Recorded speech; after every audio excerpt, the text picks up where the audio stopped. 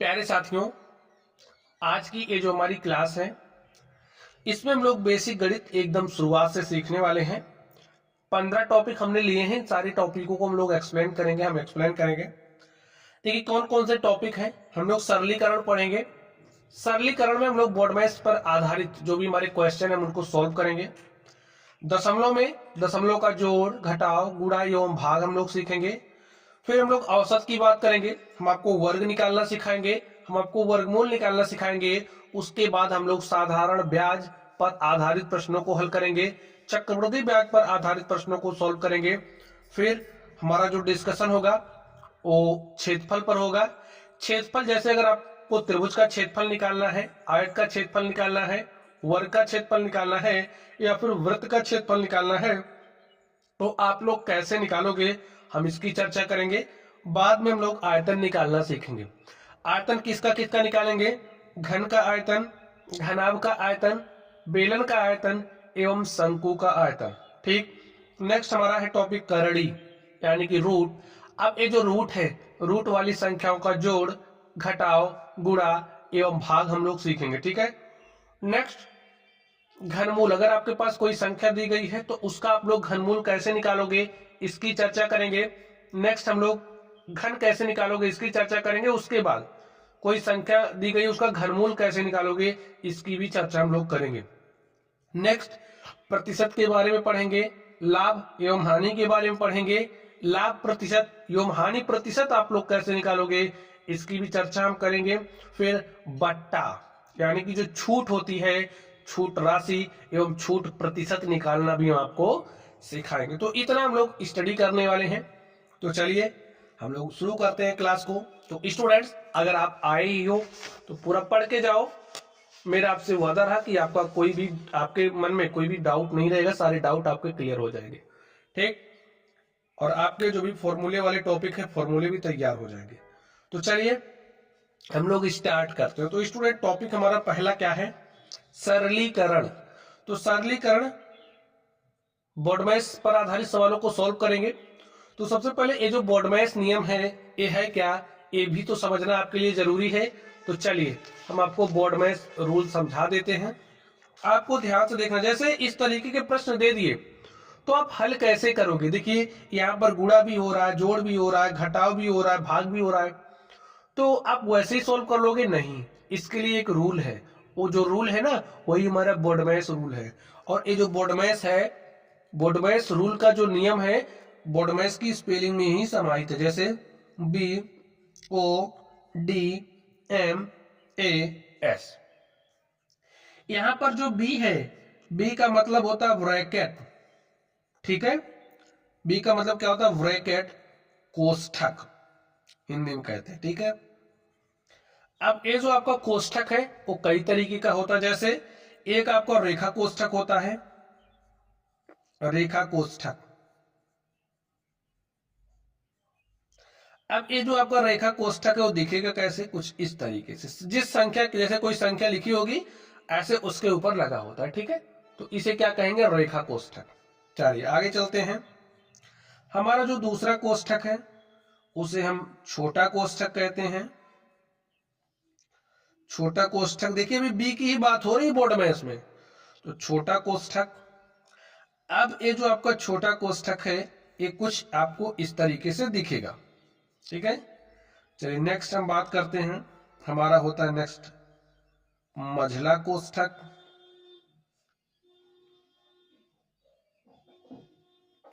मझला कोष्ठक आप लोग बनाना सीख लीजिए, क्योंकि अभी अगर आप छोटे होगे तो आपसे बनेगा नहीं। देखिए ऐसे ही बनाते हैं, यूं।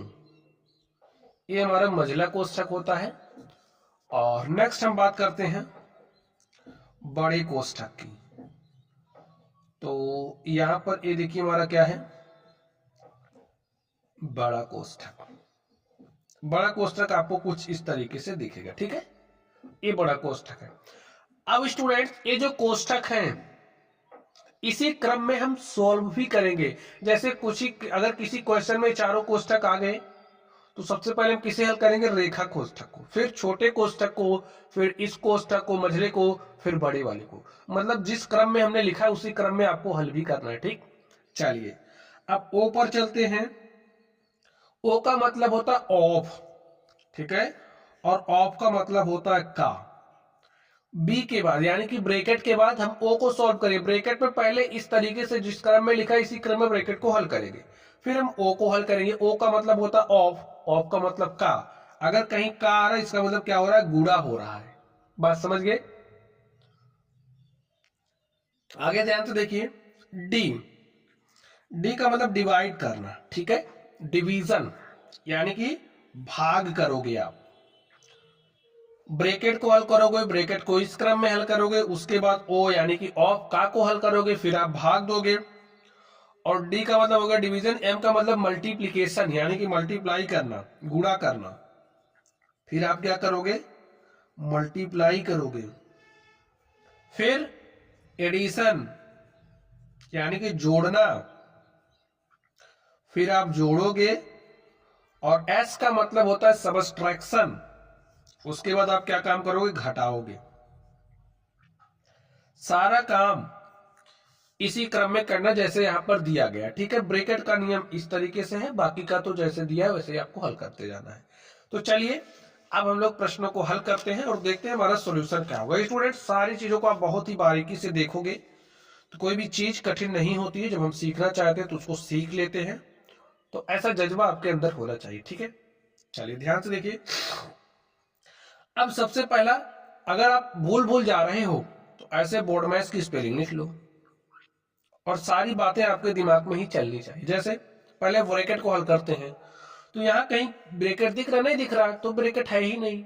चलिए अब ओ पर चलिए, कहीं आपको का लिखा हुआ दिख रहा है या फिर ओ एफ लिखा हुआ दिख रहा, ऑफ लिखा हुआ दिख रहा, नहीं दिख रहा, यानी कि इसको भी हल नहीं करना। अब डी पर चलिए, डी का मतलब होता है डिवीजन यानी कि भाग करना, डिवाइड करना। अब डी देखिए कहाँ है, भाग कहाँ हो रहा है, यहां हो रहा है ना। तो चलिए हल करिए।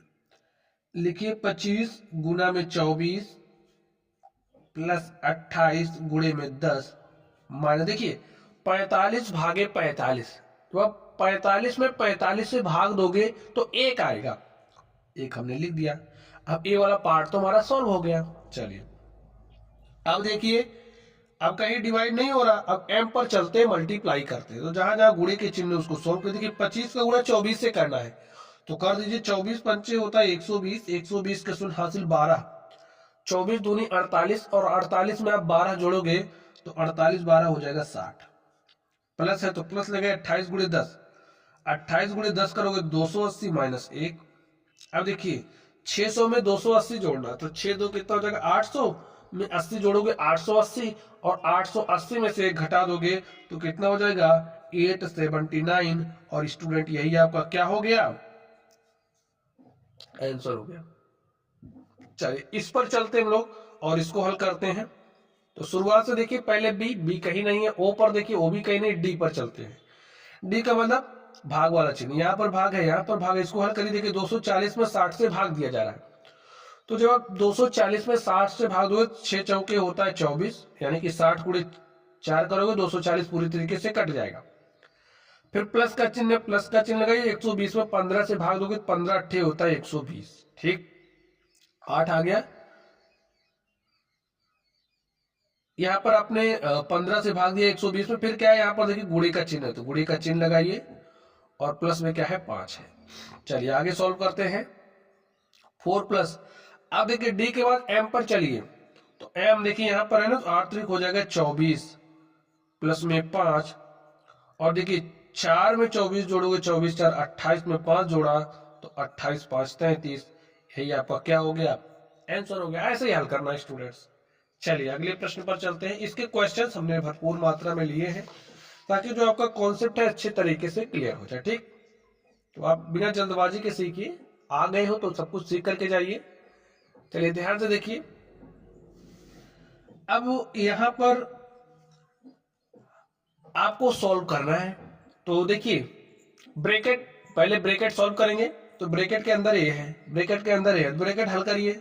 चलिए पहले इस ब्रैकेट को हल करिए। देखिए 1/2 है, ओ पे फिर ओ को सॉल्व करते हैं। देखिए ब्रैकेट इसके अंदर भी नियम वही लगेगा, ठीक है। 1/2 भागे लिखिए, 1/2 का 1/2, पहले का को हल करेंगे, यानी कि 1/2 का गुणा 1/2 से, और 1/2 गुणे 1/2 करोगे तो 1/4 आ जाएगा। भागे, अब इस ब्रैकेट को सॉल्व करिए, देखिए 1/2 प्लस 1/2 का 1/2 कितना हो जाएगा 1/4, यहां पर लिखा है 1/4। चलिए अब ध्यान से देखिए, अब भाग देना है, अंदर भाग दे दीजिए। 1/2 में भाग दे रहे हो 1/4 से, भाग के चिन्ह को गुणा में बदलते हैं। भिन्नों का भाग अगर आपको नहीं आता तो वीडियो के डिस्क्रिप्शन बॉक्स में आपको लिंक मिलेगा, आप लोग वहां से सीख लेना, या फिर जो मैं बात बोल रहा हूं उसको ध्यान से सुन लीजिए। जब भी आप भिन्नों को भाग दे रहे हो तो 1/2 लिखा, भाग के चिन्ह को गुणा में बदलना है। ये जो हर है इसको आप अंश बना दो, ये जो अंश है इसको आप हर बना दो।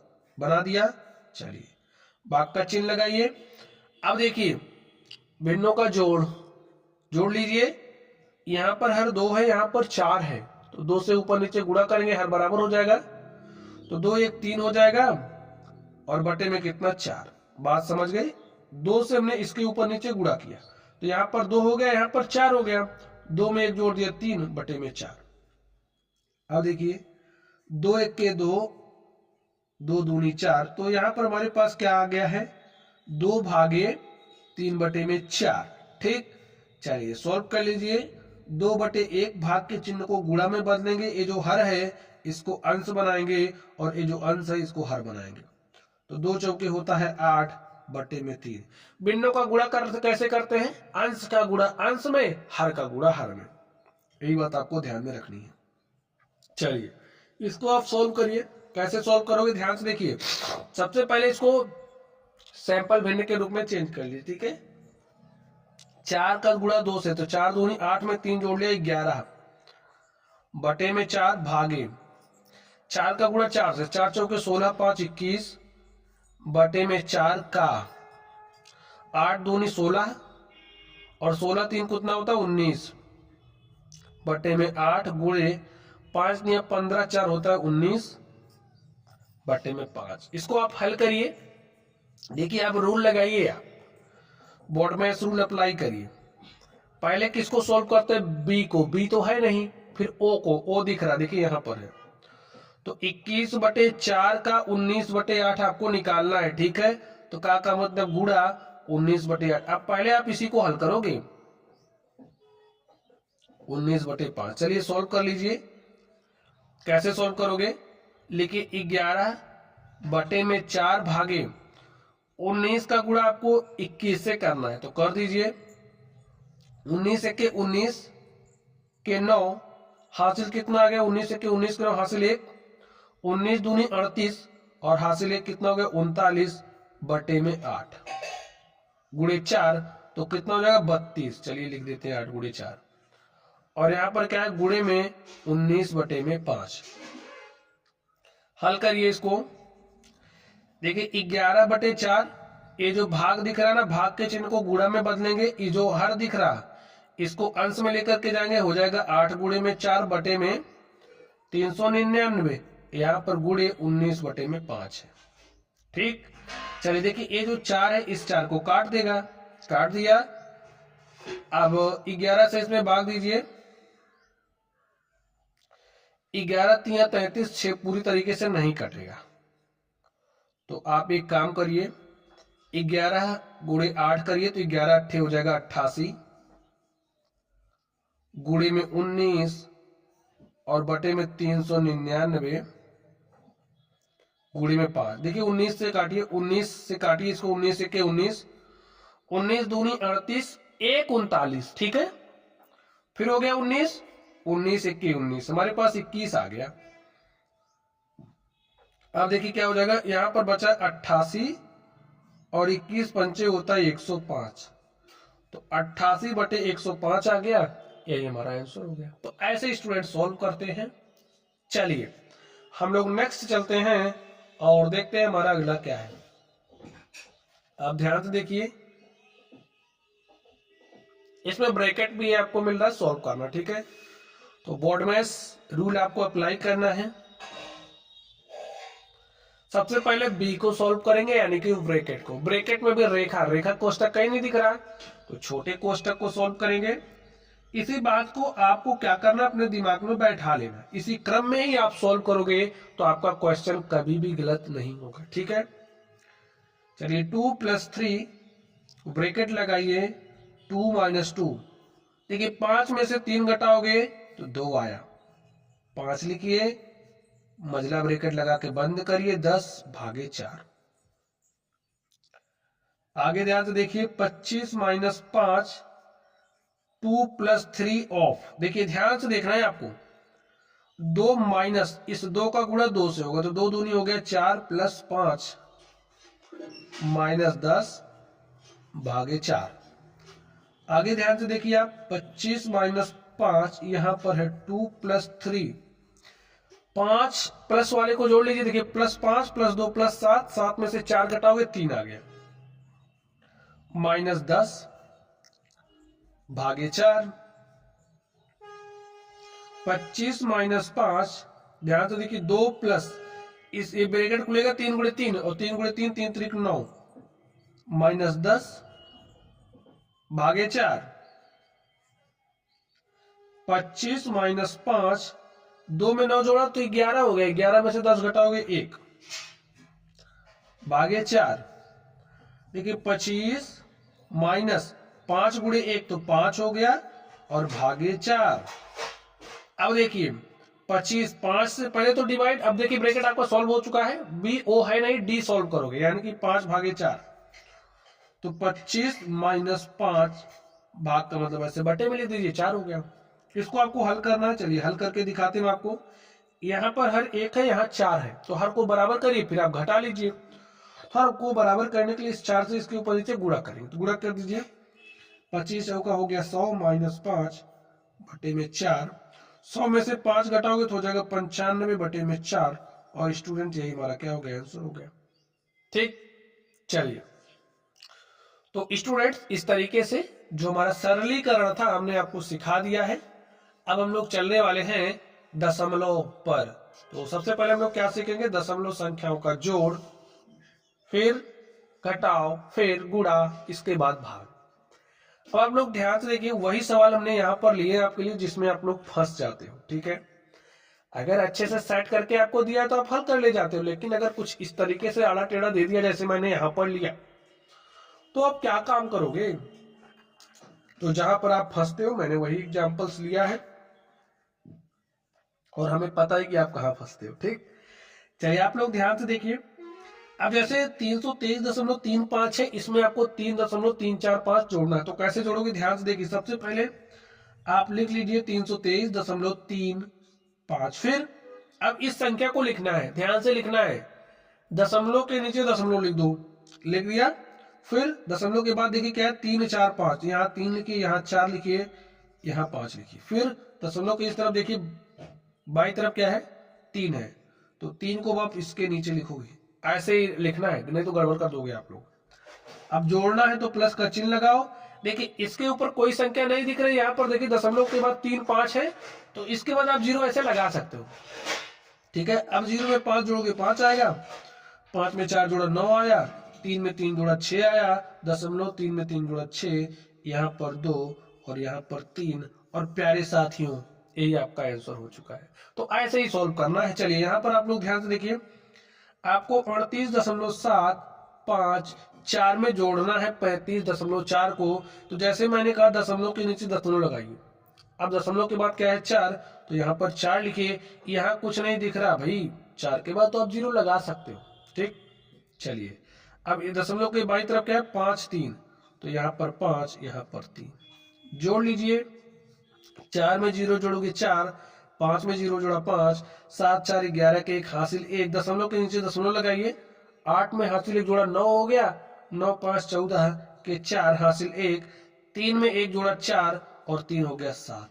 तो प्यारे मित्रों यही आपका आंसर आ चुका है। ठीक है, तो अब आप लोग यहाँ पर ध्यान से देखिए, आपको 37.34 में से 2 को घटाना है। कैसे घटाओगे, अब देखिए अगर आपके पास इस तरीके से 2 लिखा है ना, तो इसके बाद यहाँ पर दशमलव होता है, अगर दिखे या ना दिखे कोई बात नहीं, होता है। और दशमलव के बाद अपनी मर्जी से अगर कोई अंक नहीं लिखा 0 आप लगा सकते हो। तो घटा लीजिए, देखिए 37.34, आप दशमलव के नीचे दशमलव लिखो, दशमलव के बाद क्या है देखिए 0 0, पहले क्या है 2, तो ऐसे 2 लिख दो। घटा दीजिए, 4 में से 0 घटाओगे 4, 3 में से 0 घटाया 3, दशमलव लगाइए, 7 में से 2 घटा तो 5 आया, यहाँ पर 3, 35.34। अब यहाँ पर आप लोग ध्यान से देखिए, चलिए 38.74 में से 3.5 घटाना, दशमलव के नीचे दशमलव, दशमलव के बाद देखिए क्या है 5 है, पहले क्या है 3 है, तो लिख दिया।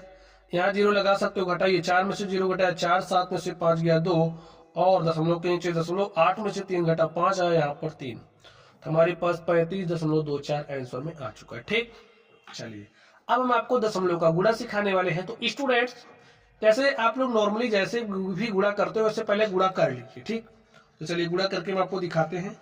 7 त्रिक 21 के 1 होता है, हासिल 2, 7 का गुणा 2 से किया तो 7 दूनी 14, और हासिल 2 जोड़ दिया तो 14 2 16 के 6, हासिल 1, 7 त्रिक 21, हासिल 1 क्या हो गया 22। अब देखिए आपने तो गुणा कर लिया, लेकिन दशमलव वाला खेला भी आपको समझना है, कैसे दशमलव आप लगाओगे। अगर आपके पास कोई संख्या लिखी गई है, जैसे यहाँ पर है, तो यहाँ अगर दशमलव नहीं दिख रहा तो लास्ट वाली अंक के बाद हमारा दशमलव होता है। अब यहाँ पर 1 अंक बाद लगा है, तो जो भी आंसर होगा उसमें भी 1 अंक बाद ही दशमलव होगा। ठीक है, तो यहाँ पर होता है, इस दशमलव को खिसका करके लाके यहाँ रख दो।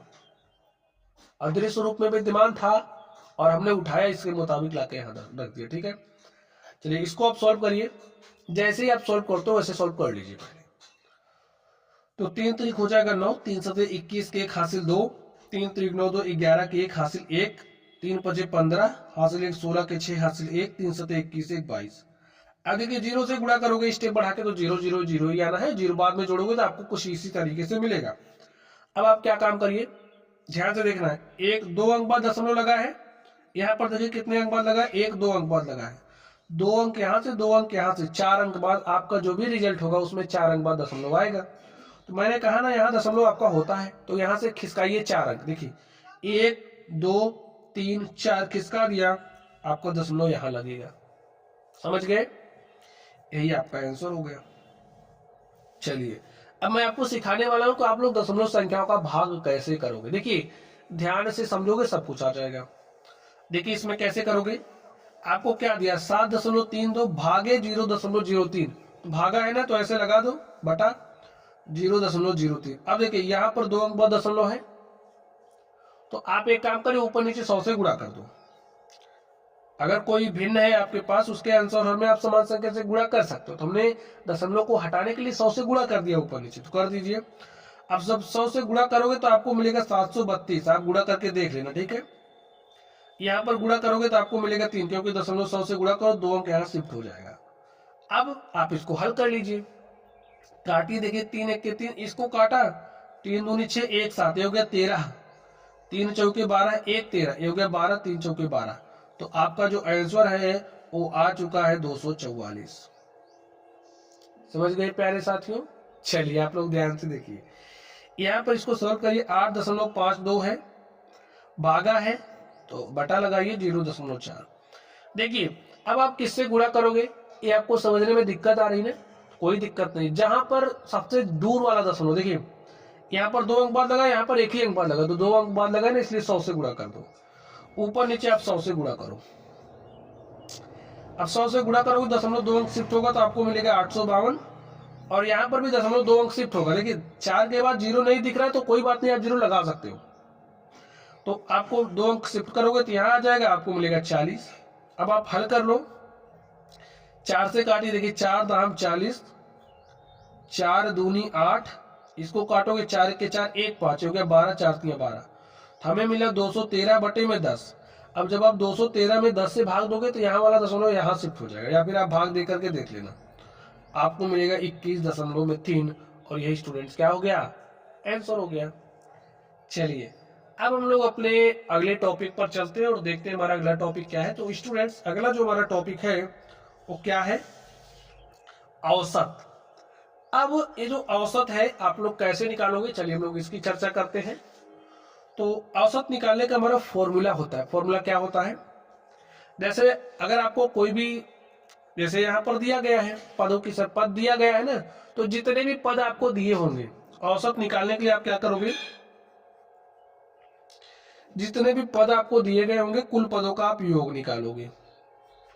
क्या निकालोगे? कुल पदों का योग। और जो भी कुल पदों का योग होगा, कुल पदों के योग को पदों की संख्या, जितने भी पद होंगे सारे पदों की संख्या से भाग दे देंगे। लिखिए कुल पदों की संख्या। अब आप जरा ध्यान से देखिए, इसको हमें सॉल्व करना है और इसका औसत निकालना। देखिए औसत क्या हो जाएगा, कुल पदों का योग यानी कि इन सबको आपको जोड़ना है। तो जोड़ लीजिए। देखिए 5 में 7 जोड़ा 12, 8 20, 5 25, 2 27 और 27 के साथ हासिल 2। 2 में 7 जोड़ा 9, 2 11, 5 16, 4 20, 4 24। बटे में क्या हो जाएगा, ध्यान से देखिए। पदों की संख्या क्या है, 1 2 3 4 5 पद है, तो 5 से भाग दे दीजिए। इसको सॉल्व करिए। 5 चौके होता है 20, 4 24 दशमलव लगाया, सॉरी 5 चौके 20, 4 24 हो गया 47, 5 नवा 45, 2 47। अब 2 में भाग जा ही नहीं रहा, तो दशमलव लगा के 20 बना लिया और 5 से 20 में भाग दोगे तो 4 बार जाएगा। और आपका जो औसत है, जो आपका एवरेज है 49.4 आ चुका है। यही क्या है, आंसर है। तो ऐसे ही निकालते हैं, ठीक है। फॉर्मूला आपको ध्यान में रखना है, जितने भी पद होंगे सारे पदों का योग लोगे और जितने भी पदों की संख्या उससे भाग दे दोगे, बस। चलिए यहां पर आपको औसत निकालना है, तो देखिए कैसे निकालोगे। औसत इज इक्वल टू होता है कुल पदों का योग बटे में कुल पदों की संख्या। अब आप जोड़िए। देखिए 0 में 8 जोड़ोगे 8, 6 14 में 0 जोड़ा 14, 2 16 के 6 हासिल 1। 9 में 1 जोड़ा 10, 8 18, 7 25, अब 25 8 33, 7 40, 406 कुल पदों का योग आ गया। कुल पदों की संख्या देखिए क्या है, एक पद, दो पद, इस 0 को भी जोड़ गिनोगे, ठीक है। 1 2 3 4 5 कुल 6 पद हैं, तो 6 से भाग दे दो। हल करिए। देखिए 6 छाके 36, 4 40 हो गया 46, 6 सते 42, 4 46, ठीक है। दशमलव लगा के हमने 40 बना दिया। 6 छाके 36, 4 40, 6 छाके 36, 4 40, ऐसे आता जाएगा स्टूडेंट्स, ठीक है। ऐसे 6 6 6 6 आता जाएगा। तो इसको आप कुछ इस तरीके से लिख दीजिए 67.67, ठीक है, लगभग में कर दीजिए, या फिर यही सही है आपका। तो स्टूडेंट्स इस तरीके से हमने आपको सिखाया कि आप लोग औसत कैसे निकालोगे। चलिए अब हम लोग अगले टॉपिक पर चलते हैं और देखते हैं हमारा अगला टॉपिक क्या है। अगला टॉपिक हमारा है वर्ग। अगर आपको किसी भी संख्या का वर्ग निकालना है तो आप कैसे निकालोगे और कैसे उसको दिखाओगे। अगर कोई संख्या आपके पास लिखी गई है जिसके ऊपर ऐसे 2 लिख दिया, तो इसका मतलब है a की घात 2 या फिर a का वर्ग, ठीक है। अब अगर आपको 2 का वर्ग निकालना है, जैसे संख्या 2 है, संख्या 2 का वर्ग निकालना है, इसका मतलब आप क्या समझोगे, 2 के ऊपर 2 घात लगे ना, तो इसका मतलब 2 गुणे में 2, और 2 गुणे 2 क्या होता है 4, ठीक है। अब आपसे कहा जा रहा है आप 3 का वर्ग निकालिए, तो यानी कि 3 का गुणा 3 से, तो 3 3। अगर आपसे कह रहा 4 का वर्ग निकालिए, तो यानी कि 4 का गुणा 4 से। आपको कह रहा a का वर्ग निकालिए, यानी कि आप a का गुणा a से करोगे। समझ गए बात। यहाँ पर आपको 18 का वर्ग निकालना है, इसका मतलब आप क्या करोगे, 18 गुणे में 18, और 18 अट्ठे 144 के 4 हासिल कितना 14, 18 के 18 में 14 जोड़ोगे तो 18 4 22 10 32, यानी कि आपको जो 18 का वर्ग मिला वो क्या मिल गया, 324। बस ऐसे ही करना है। यहाँ पर आपको 75 का वर्ग निकालना है। कैसे निकालोगे भाई, 75 का वर्ग का मतलब है 75 गुणे में 75। अब आप 75 गुणे 75 करोगे तो 75 का वर्ग मिल जाएगा। तो चलिए हम आपको करके दिखाते हैं। जैसे यहाँ पर आपके पास 75 है, आप 75 का गुणा 75 से कर रहे हो, 5 25 25 के 5 हासिल 2, 5 25 25 के 5 हासिल 2, 5 7 35 2 37, अब 7 25 35 के 5 हासिल 3, 7 7 49 3 52, जोड़ लीजिए। 5 7 5 12 के 2 हासिल 1, 3 में 1 जोड़ा 4 2 6, तो हमारे पास आ गया 5625, ठीक। चलिए इसको निकालिए। आपको 89 का स्क्वायर निकालना है, 78 का स्क्वायर निकालना है। स्टूडेंट स्क्वायर निकालने की मैं आपको एक ट्रिक समझा दूं, ध्यान से देखना है। ऐसे आप निकाल सकते हो, लेकिन अब आपको थोड़ा सा फास्ट करना है तो कैसे करोगे, ध्यान से मेरी बात समझना, आपको सब आ जाएगा। यहाँ पर 89 है और ये जो 89 है इसका वर्ग क्या होगा, ये आपको निकालना है। तो आप प्रथम काम क्या करोगे, यहाँ पर ये जो आपकी संख्या है 9, देखिए 2 अंक होंगे, इनमें से ये जो संख्या है इस संख्या का आप क्या करोगे, चलिए कुछ इस तरीके से लिख लीजिए। ये जो संख्या है इस संख्या का वर्ग करोगे, तो 9 का वर्ग किया, 9 9 81 के 1 हासिल 8 आ गया, ठीक है। और ये जो हासिल क्या है 8, 8 9 72 और 72 दूनी कितना हो जाएगा 70 70 140 2 42 2 44 में 8 जोड़ोगे तो 144 8 152 और 152 के 2 हासिल आपके पास क्या आ गया है 15। अब यहाँ पर जो 8 है इसका स्क्वायर कर दीजिए, 8 का स्क्वायर करोगे 64 और 64 में आपको 15 जोड़ना है, तो 64 5 होता 69 और 69 10 79, तो 79 21 यही क्या हो गया आपका 89 का स्क्वायर, ठीक है। अब जैसे आपको 78 का स्क्वायर निकालना है तो कैसे निकालोगे, ये जो 8 है 8 का स्क्वायर किया, 8 28 64 के 4 हासिल आपके पास 6 आ गया, 7 8 56 56 दूनी 112, ठीक है 112 और हासिल आपके पास 6 आया था, तो 112 में 6 जोड़ा 118 118 के 8 हासिल 11, 7 का स्क्वायर किया 7 7 49 में 11 जोड़ दिया, तो 49 1 50 और 10 60। चलिए स्टूडेंट्स अब हम लोग अगले टॉपिक पर चलते हैं और देखते हैं हमारा अगला टॉपिक क्या है। तो प्यारे साथियों अगला जो टॉपिक हमारा है वो है क्या, वर्गमूल। तो अब हम आपको सिखाएंगे कि आप लोग वर्गमूल, देखिए अब तक तो आपने वर्ग निकालना सीखा, अब आप वर्गमूल कैसे निकालोगे। अगर आपके पास कोई पूर्ण वर्ग संख्या दी गई है, ठीक है, और आपको उसका वर्गमूल निकालना है तो कैसे निकालोगे, ध्यान से। जैसे 324 दे दिया, 729 दे दिया और कह रहा आपको इसका वर्गमूल निकालना, तो कैसे निकालोगे, मेरी बात आप ध्यान से समझना।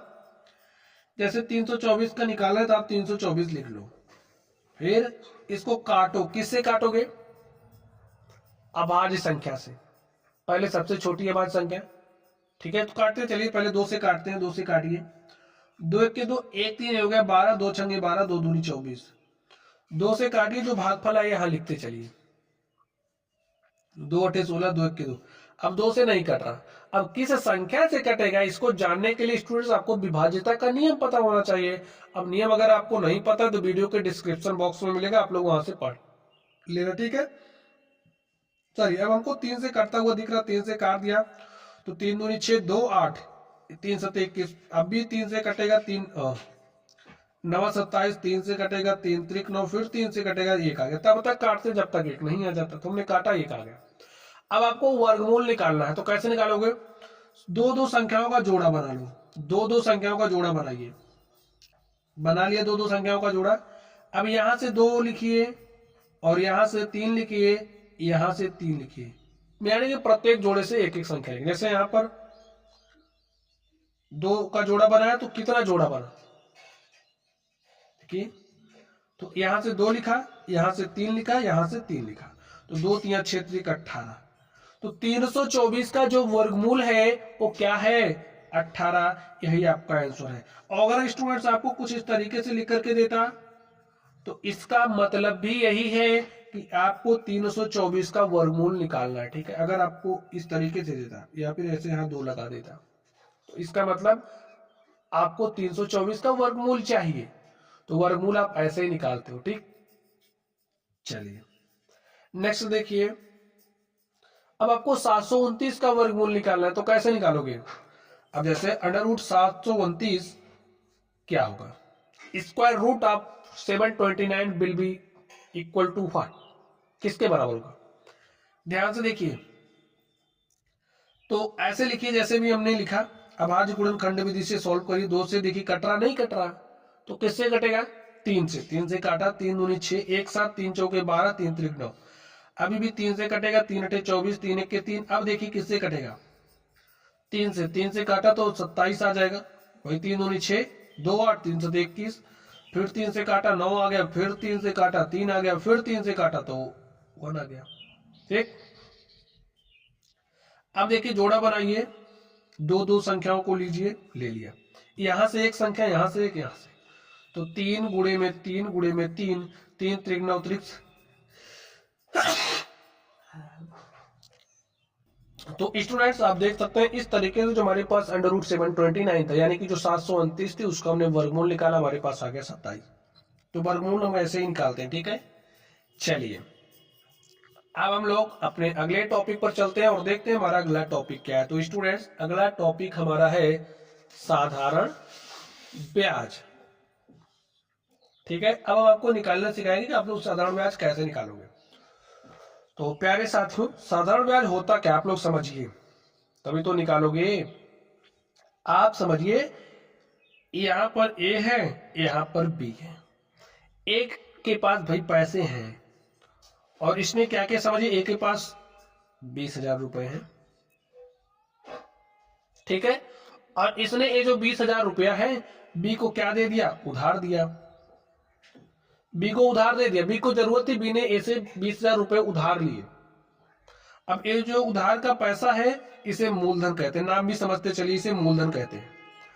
अब ये जो 20,000 रुपया है, ए ने बी को उधार दिया और कहा कि ये जो पैसा मैं आपको दे रहा हूं इस पर 8% की दर से, जैसे 20,000 पर कुछ रुपए वो क्या ले रहा है, समझिए पैसा का भाड़ा ले रहा है, ब्याज जिसे कहते हो। ठीक है, तो किसी दर से जैसे 5%, 10% ऐसे ब्याज ले रहा है। तो ये जो जिस दर पर उधार दिया जा रहा है पैसा वो क्या कहलाती है, दर, आर। ठीक है, अब कितने समय के लिए पैसा उधार दिया जा रहा है, जैसे पैसा आपने 2 साल के लिए उधार दिया, 3 साल के लिए उधार दिया, 4 साल, 5 साल, ऐसे, तो वो जो आपका समय है वो समय होगा।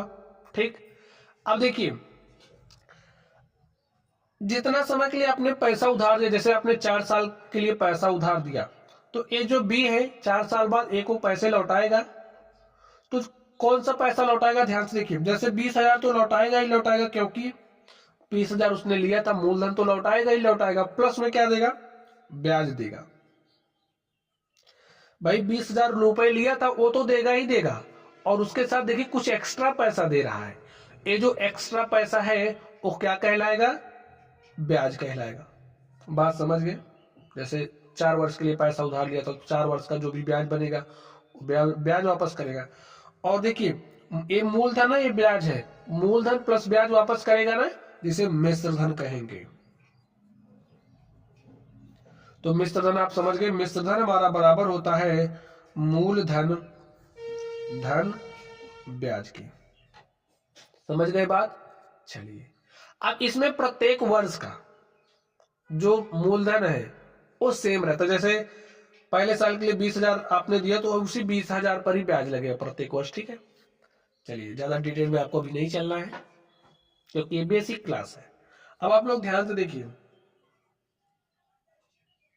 ₹500 की धनराशि 10% वार्षिक साधारण ब्याज की दर पर 3 वर्ष के लिए उधार दी गई, उसका साधारण ब्याज क्या है। अब ध्यान से देखिए 500 की धनराशि को उधार दिया जा रहा है, तो ये जो 500 आपका है ये क्या है, मूलधन है, तो लिख लो पहले, मूलधन कितना है, 500 है, जो आर है वो आपका 10% है, जो समय है वो कितना है, 3 वर्ष है। अब आपको क्या निकालना है, साधारण ब्याज। और प्यारे साथियों साधारण ब्याज निकालने का हमारा फॉर्मूला होता है मूलधन गुणे में दर गुणे में समय बटे में 100। ये फॉर्मूला आपको अपनी खोपड़ी में घुसा लेना है। मूलधन कितना है, 500 है, दर कितना है, 10% है, टी समय कितना है, 3 वर्ष है, 100 से भाग दो, जो आएगा वही आपका साधारण ब्याज हो जाएगा 3 वर्ष का। 5 दाम 50 दिया 150, तो साधारण ब्याज कितना हो गया, 150 रुपया। अब मैं आपसे एक क्वेश्चन पूछ रहा हूं, आप बताइए मिश्रण कितना होगा, यानी कि वो जो व्यक्ति है वो कितना पैसा वापस करेगा, साधारण ब्याज लेकर के जाएगा मूलधन के साथ में, तो यानी कि जो मिश्रधन होता है उसके लिए फॉर्मूला हमेशा आपको इसी का ध्यान रखना, मूलधन प्लस ब्याज। तो मूलधन 500 रुपए था, और ब्याज 150, तो ये जो 650 रुपए वापस करेगा ये क्या कहलाएगा? मिश्रधन। ठीक है, चलिए अब हम लोग चलते हैं अपने अगले प्रश्न पर और देखते हैं हमारा अगला प्रश्न क्या है। तो स्टूडेंट साधारण ब्याज निकालना आप सीख गए हैं। अब जो साधारण ब्याज का मैंने फॉर्मूला आपको सिखाया, इस फॉर्मूले का इस्तेमाल आप कैसे करोगे? कभी आपको साधारण ब्याज निकालना पड़ सकता है, कभी आपको मूलधन निकालने के लिए कहेगा, कभी कहेगा आप समय ही निकाल दो, कभी ऐसा भी कहेगा आपको दर निकालनी है। तो यानी कि साधारण ब्याज का जो फॉर्मूला है उससे कितने तरीके के प्रश्न पूछे जा सकते हैं, सारी की हम बात करेंगे। ठीक है, सब पर एक एक उदाहरण हमने लिया है, तो आपको फॉर्मूला दिमाग में बैठा लेना है। ध्यान से देखिए क्या कह रहा है इसमें। साधारण ब्याज की किस वार्षिक दर से ₹600 का 10 वर्ष का साधारण ब्याज 120 हो जाएगा? किस वार्षिक दर से, यानी कि आपसे आर पूछा जा रहा है। देखिए दर आपको ज्ञात है, नहीं ज्ञात है, तो आपसे आर पूछा जा रहा है। ये 600 क्या है? आपका मूलधन है, मूलधन को पी से दिखाते हैं। जो समय आपका है इसे टी से दिखाते हैं, और टी आपका 10 वर्ष है, और जो साधारण ब्याज है उसे एस आई से दिखाते हैं, एस आई आपका 20 वर्ष है। फॉर्मूला हम जानते हैं, जो हमारा साधारण ब्याज है यानी कि एस आई इक्वल होता है पी यानी कि मूलधन, आर यानी कि रेट यानी कि दर, टी यानी कि समय, बटे में 100 के। पी आपका देखिए 600 है, रख दो, जिसका जिसका मान पता है रखो। आर आपको निकालना, तो आर को ऐसे रहने दो, समय 10 वर्ष है, 10 लिख दीजिए, और एस आई देखिए आपका 120 है। सॉल्व करिए आप इसको, ये तो 0 से A0 कट गया, और 10 गुणे 6, 10 छंग 60 हो गया, 60 आर बराबर है 120 के। यहाँ 60 गुणे के साथ है, यहाँ आएगा भाग के साथ, 120 बटे में 60 बराबर आर, 0 से 0 कटा, 6 के 6, 6 दूनी 12, जो आपका आर है आपके पास आ चुका है 2%। बच्चों समझ गए आप लोग? जो ब्याज की दर है वो 2% है, तो आपने वही साधारण ब्याज का फॉर्मूला इस्तेमाल किया और उसकी मदद से आपने दर निकाल लिया। ठीक है, चलिए अगले प्रश्न पर चलते हैं और देखते हैं हमारा अगला प्रश्न क्या है। ध्यान से देखिए, सारे प्रश्न साधारण ब्याज पर ही आधारित है। वह धनराशि ज्ञात है। अब आपको धनराशि ज्ञात करनी है जिस पर 7% वार्षिक ब्याज की दर से, तो आपका जो दर है वो 7% है।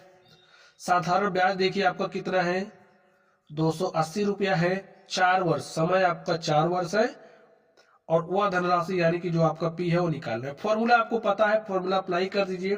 साधारण ब्याज यानी कि simple interest is equal to principal into में रेट इंटू में सम टाइम अपॉन में 100। एस आई कितना है आपका 280 है, मल्टीप्लाई करिए पी से, पी आपका देखिए पता ही नहीं आपको। आर आपका कितना है 7% है यानी कि 7, समय देखिए 4 वर्ष है, और बटे में 100। सॉल्व करिए, देखिए 4 1 के 4, 4 से काटोगे यहाँ पर 25 आया। अब देखिए ये जो 7 है, 7 बटे 25 का स्टूडेंट, यहाँ पर ध्यान से देखिए, तो इसको आप इधर ले, ये 25 यहाँ पर क्या है भाग के साथ है, यहाँ आएगा गुणे के साथ, और यहाँ पर 7 गुणे के साथ यहाँ आएगा भाग के साथ, गुणे में 280। सोल्व करिए 7 1 के 7, 7 चौके 28, 7 शून्य शून्य, तो आपका जो पी है पी बराबर 25 गुणे में 40, 25 शून्य शून्य, 25 चौके 100, तो जो आपका प्रिंसिपल है वो 1000 रुपया है। समझ गए?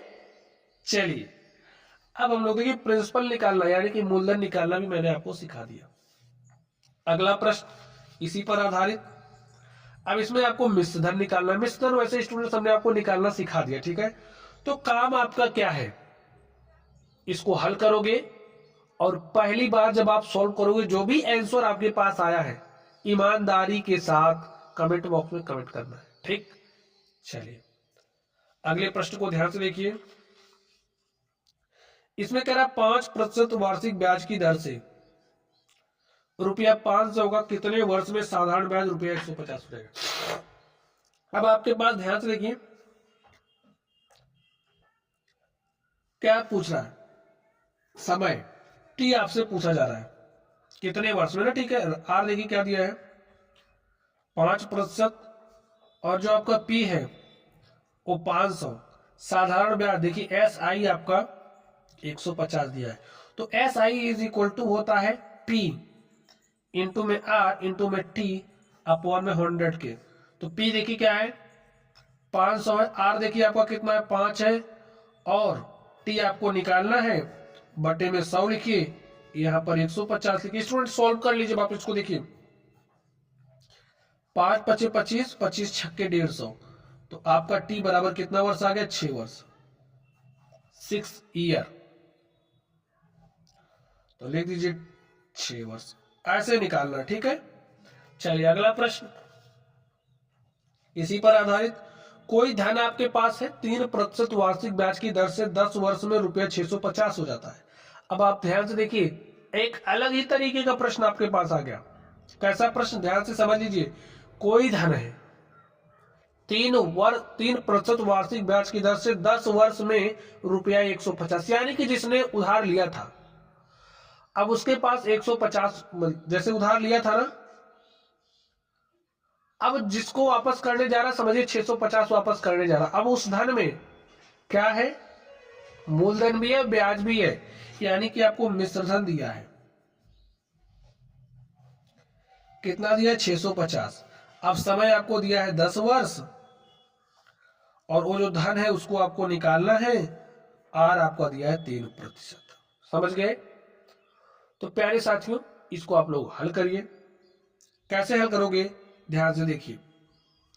तो आपका ए यानी कि अमाउंट यानी कि मिश्र धन, ठीक है, चलिए लिख दीजिए। मिश्र धन बराबर होता है मूलधन धन ब्याज के। अब ये जो आपका मूलधन है वो तो पता ही नहीं, तो उसको हमने क्या मान लिया? हमारा पी है, ठीक है, माना उसको हमने पी मान लिया, तो पी प्लस। अब देखिए साधारण ब्याज निकालने का फॉर्मूला क्या होता है? P R T. तो मूलधन पी है तो हमने पी ही लिया। आर देखिए आपको कितना? 3%, 3 लिख दीजिए। टी आपका 10 वर्ष से 10 लिखिए, बटे में 100 लिख दीजिए। अब इसको सॉल्व करिए, और मिश्र धन देखिए क्या दिया? 650। इसको आप सॉल्व करिए। 650 is equal to P plus 10 एक के 10, 10 दाम 100, 3 पी बटे में 10।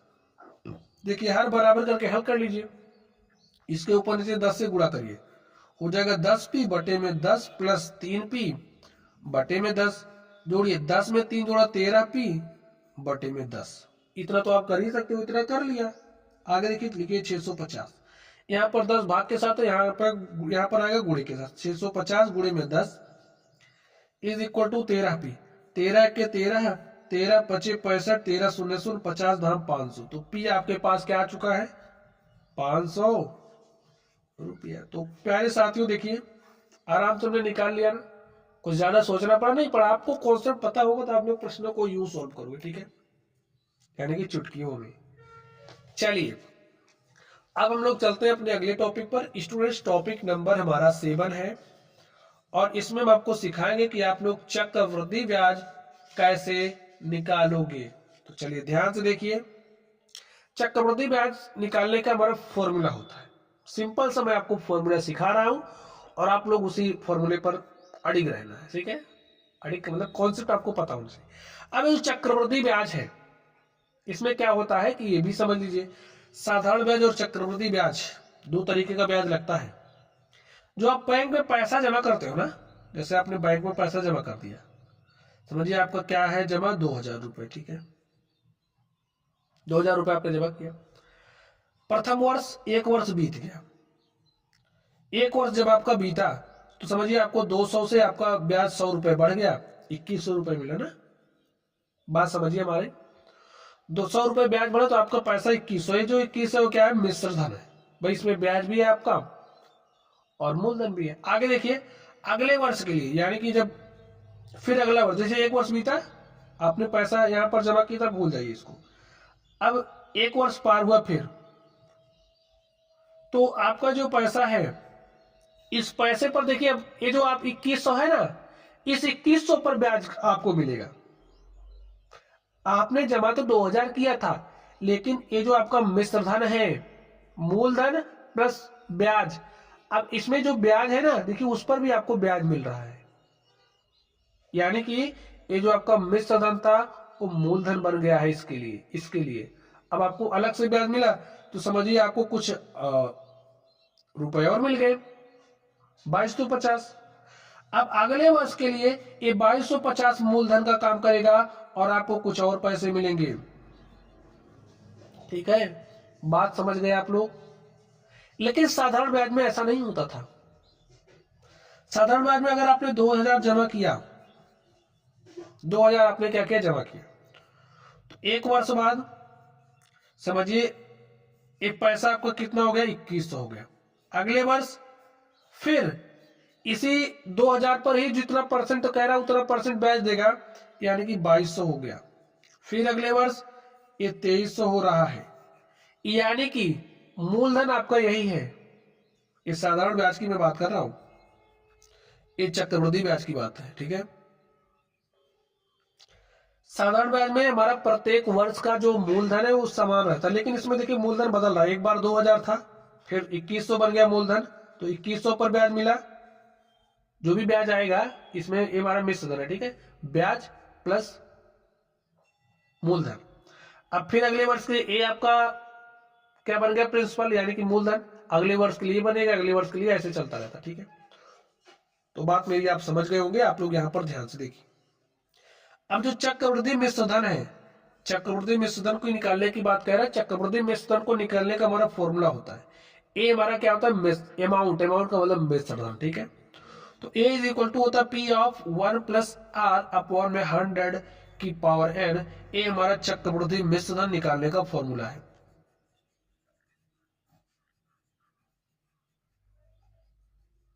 समझ गए? अब देखिए, और मैंने आपको एक बात बताई, क्या? अब देखिए चक्रवृद्धि मिश्रधन कैसे निकालोगे?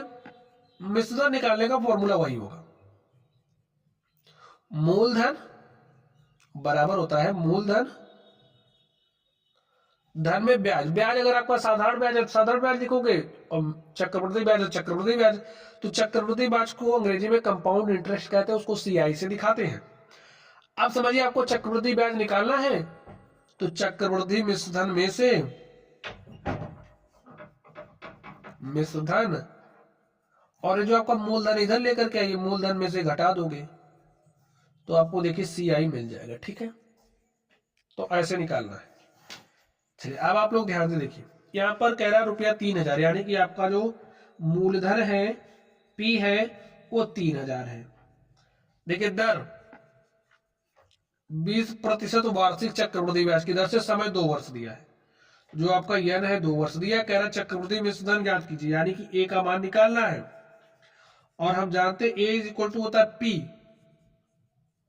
ऑफ 1 प्लस आर अपॉन में 100 की पावर एन, यानी कि 2। सॉल्व कर लीजिए इसको आप। 3000, 1 प्लस 20 एक के 20, 20 पंचे 100, 5 एक के 5, एक 6/5, लेकिन रहने दीजिए, अभी ऐसे लिख लीजिए। चलिए 3000, 5 एक के 5, एक 6/5, हल करिए। 3000 गुणे में देखिए 6/5 का स्क्वायर है ना, यानी कि 6/5 गुणे में 6/5, काटिए। देखिए 5 बचे हो जाएगा 25, और इसको 25 से काट रहे हैं, तो 25 एक के 25, 5 30 हो गया 50, 25 दूनी 50, 25 शून्य शून्य, 6 6 के 36, 120 गुणे 36 करना है, कर दीजिए। तो 120 में 36 से गुणा करना है, 6 शून्य शून्य, 6 दूनी 12 के 2 हासिल 1, 6 के 6 हासिल 1 7, 3 शून्य शून्य, 3 दूनी 6, 3 एक के 3, 0 2 7 6, 13 के 3 हासिल 1, 3 में 4, 4320। तो मित्रों जो आपका चक्रवृद्धि मिश्रधन है वो कितना आ गया, 4320 रुपए, ठीक है। चलिए अब हम लोग अगले प्रश्न पर चलते हैं और देखते हैं हमारा अगला प्रश्न क्या है। तो अगले प्रश्न पर आप लोग अपना ध्यान आकर्षित कीजिए या फिर ध्यान दीजिए। देखिए इसमें क्या कह रहा, रुपया 10,000 10% वार्षिक दर पर 3 वर्ष के लिए दिया गया। अवधि के अंत में चक्रवृद्धि ब्याज के कितने रुपए प्राप्त होंगे। तो अब आपसे कह रहा है चक्रवृद्धि ब्याज के कितने रुपए आपको प्राप्त होंगे। अब आप लोग ध्यान से देखिए, जो आपका चक्रवृद्धि ब्याज होता है इसको निकालने का फॉर्मूला क्या है, C I is equal to होता है, क्या होता है, P of 1 plus R upon में 100 की पावर n -1। इस फॉर्मूले का इस्तेमाल करके आप लोग कंपाउंड इंटरेस्ट को निकालोगे। देखिए, हमने आपको एक फॉर्मूला बताया था याद करने के लिए कि जो आपका ए है यानी कि मिश्र धन बराबर होता है मूलधन धन चक्रवृद्धि ब्याज के। और हमने कहा कि जब भी आपको सीआई निकालना होगा यानी कि कंपाउंड इंटरेस्ट, आप क्या काम करोगे, ए माइनस मूलधन को पी से दिखाते हैं, यहाँ पर पी लिख दिया। अब ए को निकालने का मैंने आपको फॉर्मूला सिखाया था, इस फॉर्मूले की मदद से आप इसको कैसे याद रख सकते हो ये मैं आपको बताने की कोशिश कर रहा हूँ। C I is equal to A minus P, हमने ए को निकालने का फॉर्मूला आपको बताया था P of 1 plus R upon में 100 की पावर एन। और देखिए माइनस करना है पी। अब पी आपका यहाँ पर भी पी हमने क्या कर लिया कॉमन, तो जब आपका पी कॉमन हुआ तो बचा क्या 1 प्लस आर अपॉन में 100 की पावर एन, यहाँ पर -1। तो फॉर्मूला वही है, बस थोड़ा सा इसका रूप चेंज कर दिया गया।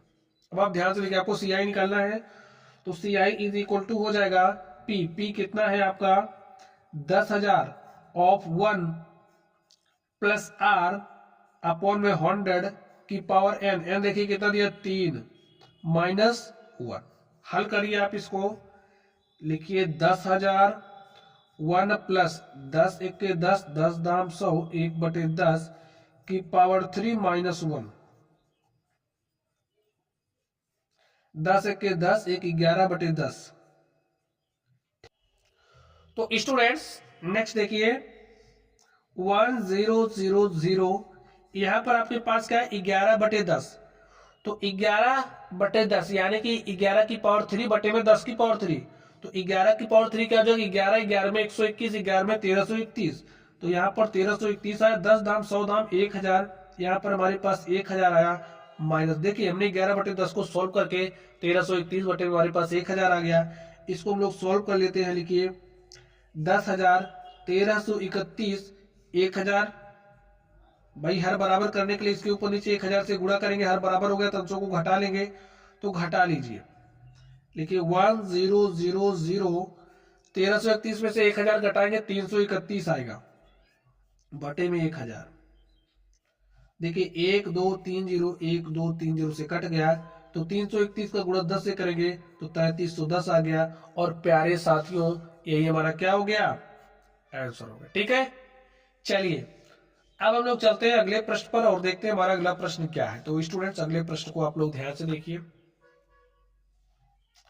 अगला प्रश्न भी हमारा इसी चक्रवृद्धि ब्याज पर आधारित है। स्टूडेंट्स हमने सारे तरीके के प्रश्नों को लेने का प्रयास किया ताकि ऐसा ना रहे कि हमने खाना पूर्ति के लिए आपको पढ़ा दिया और आप पढ़ लिए सोच रहे हमको आ रहा सब कुछ और बाद में क्वेश्चन आया तो फंस गए।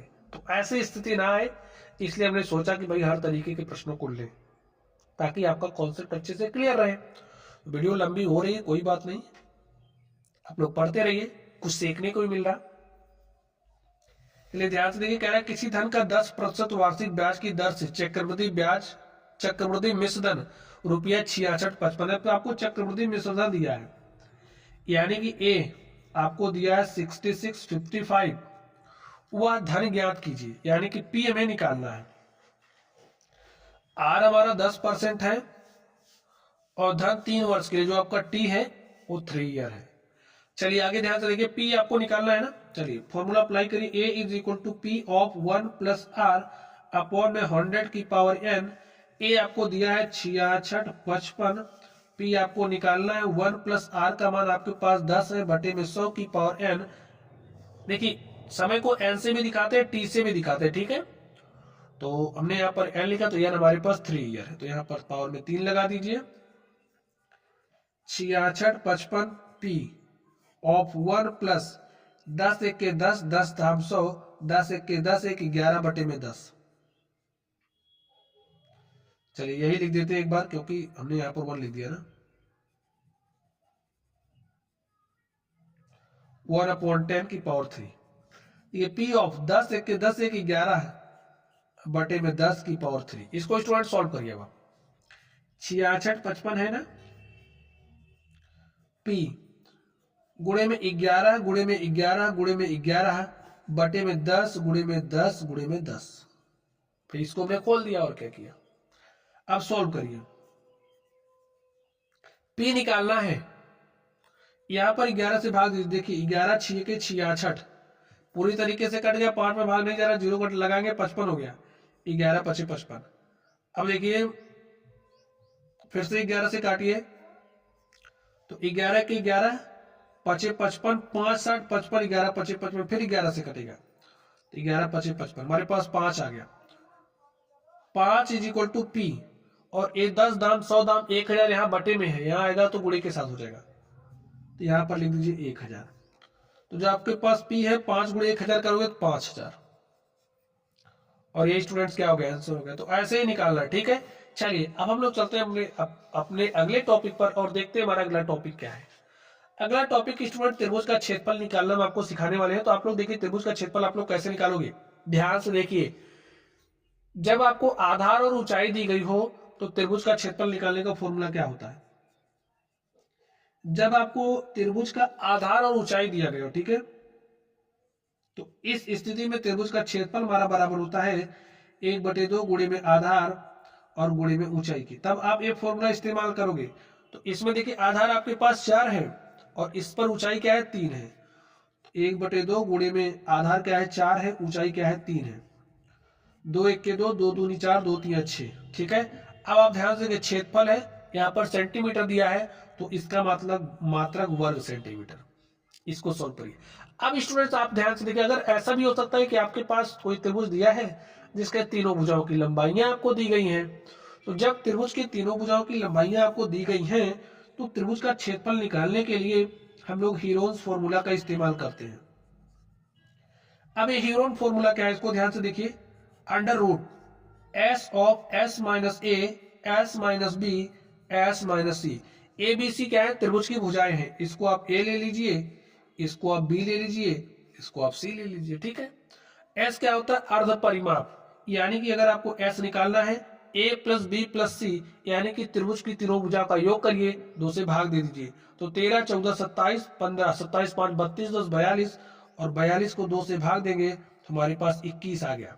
अब देखिए मान रख दीजिए एस के स्थान पर 21, 21 माइनस ए के स्थान पर 13, फिर 21 माइनस 14, फिर 21 माइनस 15। इसको सॉल्व करिए आप, देखिए आपको क्या मिलेगा, ध्यान से देखना है। अंडर रूट 21, 21 में से 13 घटाओगे 8 आएगा, 21 में से 14 घटाओगे तो 14 7 21 7 आएगा, 21 में से आपको 15 घटाना है तो 21 में से 15 घटाओगे तो 6 आएगा, ठीक है। 6 7 42, और चलिए लिखिए 42 गुणे में 8 के 8, 8 दूनी 16। अब स्टूडेंट 168 का गुणा 42 से करना है, तो कर दीजिए। यहां पर एक काम ऐसा भी आप कर सकते हो, क्योंकि अभी मैं वर्गमूल भी निकालना पड़ेगा, तो इसको आप 21 गुणे 8 ही लिखिए। क्यों, देखिए मैं आपको बता रहा हूं 21 गुणे 8, और ये जो आपका 7 है 7 लिखिए, और 6 को क्या लिख सकते हो, 3 गुणे में 2 लिख सकते हो ना। देखिए 7 3 क्या होगा, 21 यहाँ पर 21 यहाँ पर, तो रूट से बाहर निकालोगे तो 21 मिलेगा आपको। 8 का गुणा 2 से करोगे, 8 दूनी 16, 16 का वर्गमूल ले लोगे 4 मिलेगा आपको, और 21 चौके हो जाएगा 84। यही आपका क्या हो गया, आंसर हो गया, ठीक। चलिए यहां पर ध्यान से देखिए, अगर आपके पास कोई समबाहु त्रिभुज है और आपको उस समबाहु त्रिभुज का क्षेत्रफल निकालना है, तो देखिए ये क्या दिखा रहा कि तीनों भुजाओं की लंबाई एक समान है। ये जो नोटेशन क्या कह रहा, तीनों भुजाओं की मापे बराबर है, तो एक ऐसा त्रिभुज जिसकी तीनों भुजाओं की लंबाइयां बराबर हो समबाहु त्रिभुज कहलाता है। और समबाहु त्रिभुज का जो क्षेत्रफल होता है,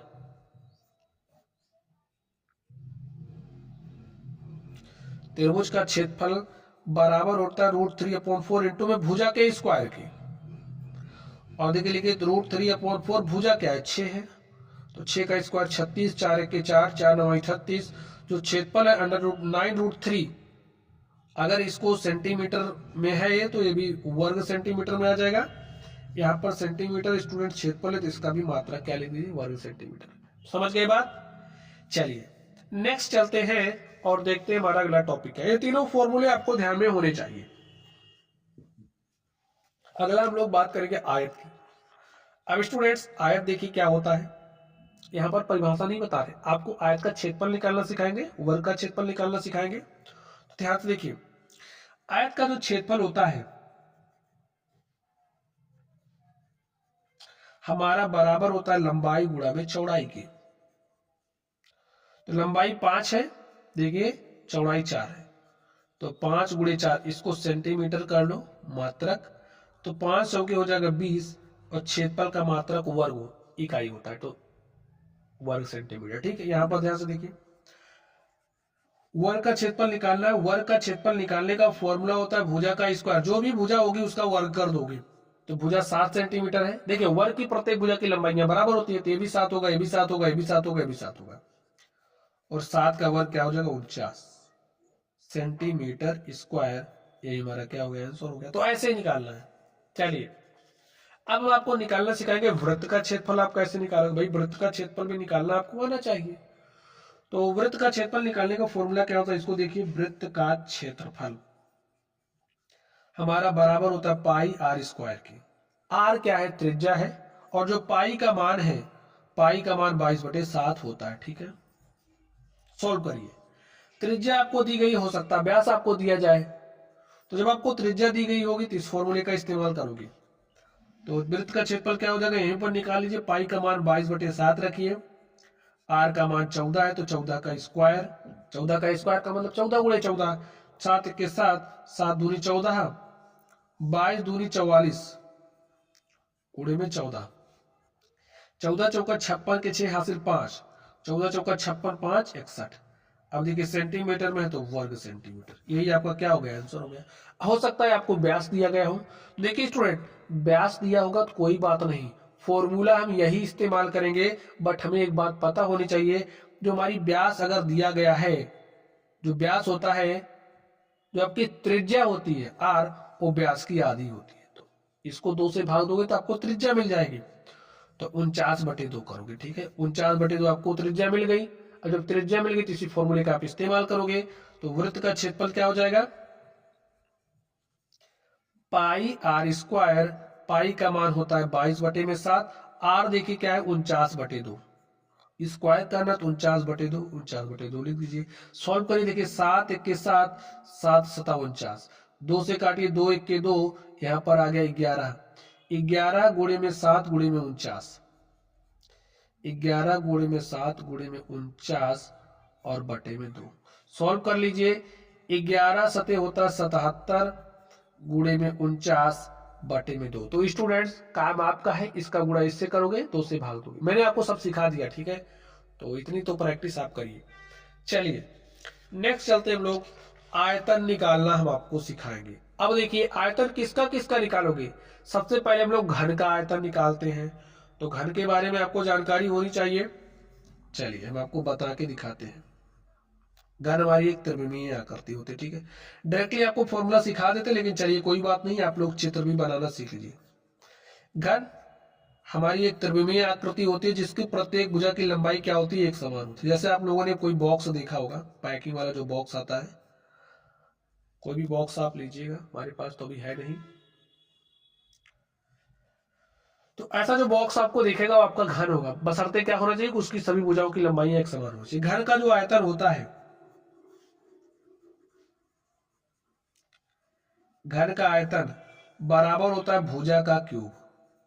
यानी कि जो भी भुजा की लंबाई होगी, समझिए ये जो घन है, अगर इसकी भुजा की लंबाई a है तो a की घात 3 कर दोगे तो आपको इसका आयतन मिल जाएगा। ठीक है, अब भुजा 3 सेंटीमीटर वाले घन का आयतन निकालना है। यानी कि एक आपके पास घन है, समझिए यही है, इसकी जो भुजा की लंबाई 3 सेंटीमीटर है, तो इसका आयतन क्या हो जाएगा। जैसे आप लोग कोई कमरा हो ना, कमरा देखियो, कमरा समझिए आपका कोई एक ऐसा कमरा है जिसकी लंबाई 10 मीटर है, चौड़ाई 10 मीटर है और ऊंचाई भी 10 मीटर है।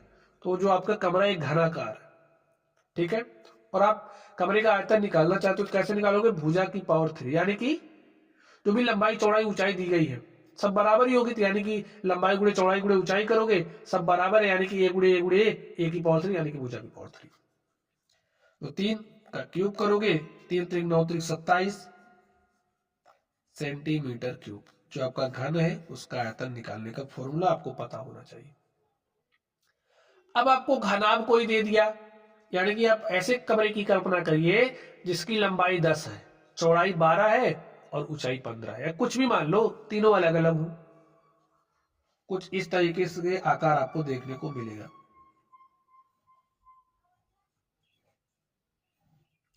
यानी कि लंबाई चौड़ाई ऊंचाई समान नहीं होगी।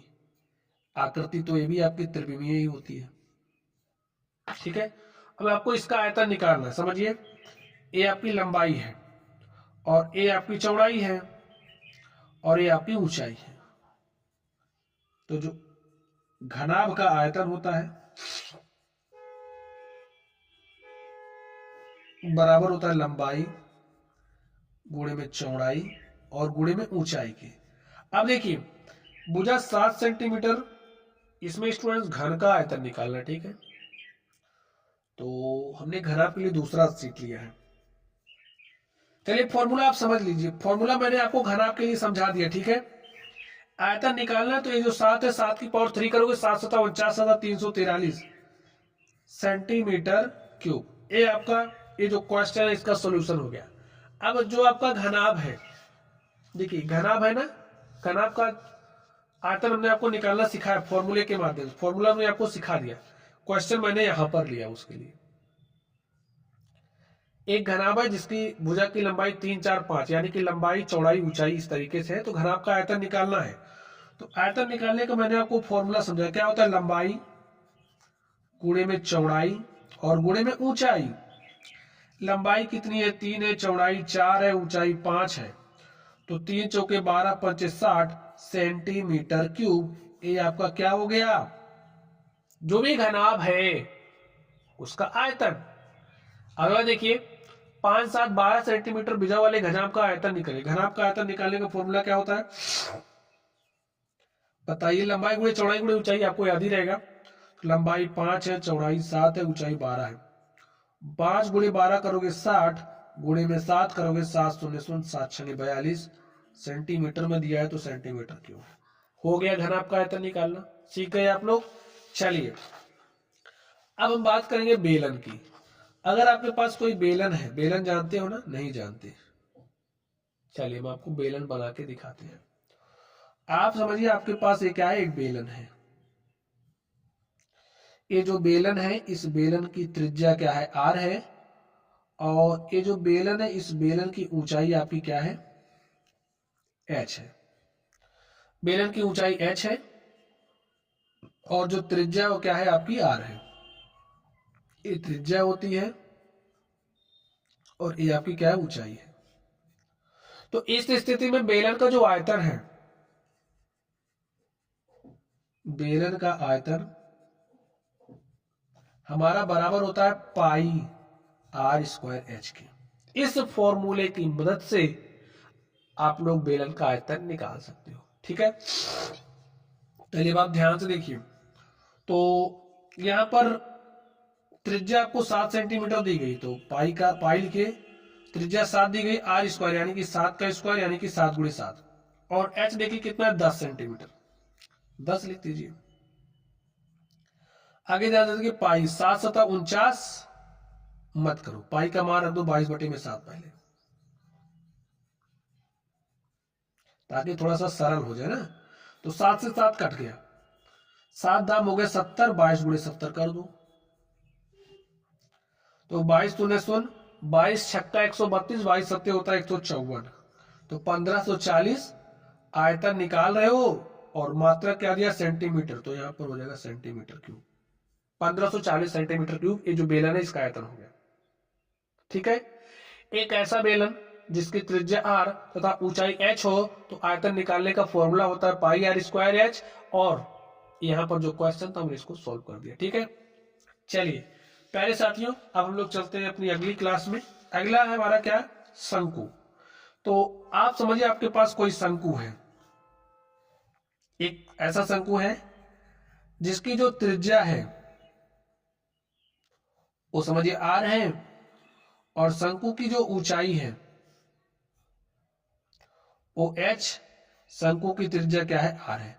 तो इस स्थिति में शंकु का आयतन निकालने का फॉर्मूला होता है,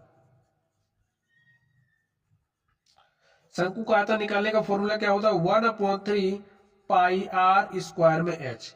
इस फॉर्मूले की मदद से आप लोग किसी भी शंकु का आयतन निकाल सकते हो जिसकी आपको त्रिज्या और ऊंचाई दी गई हो। तो फॉर्मूला इस्तेमाल करके इसको सॉल्व कर लीजिए। देखिए 1/3, त्रिज्या कितना है 14 सेंटीमीटर, पाई का मान रख दीजिए 22/7, त्रिज्या आपका 14 है तो 14 का स्क्वायर यानी कि 14 गुणे 14, और आर आपका ऊंचाई देखिए कितना 15 है।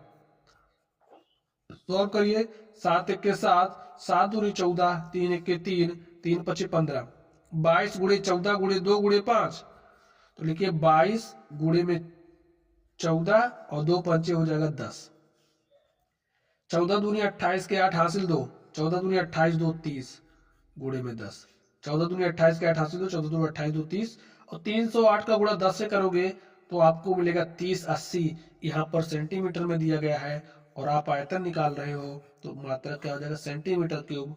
और प्यारे साथियों यही आपका क्या हो गया आंसर होगा। तो ऐसे ही निकालते हैं, ठीक है। चलिए हमारा नेक्स्ट टॉपिक है स्टूडेंट्स करड़ी, ठीक है।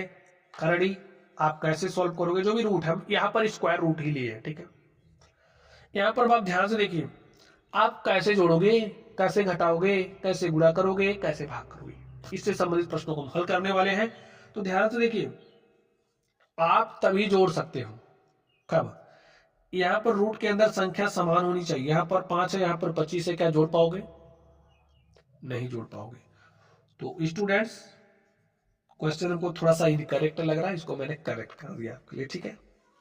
चलिए ध्यान से देखिए, आप लोग ध्यान से देखिए, अब आपके पास 3√5 है, यहाँ पर 7√25 जुड़े 5 है, तो आप लोग ध्यान से क्या जोड़ पाओगे, नहीं जोड़ पाओगे।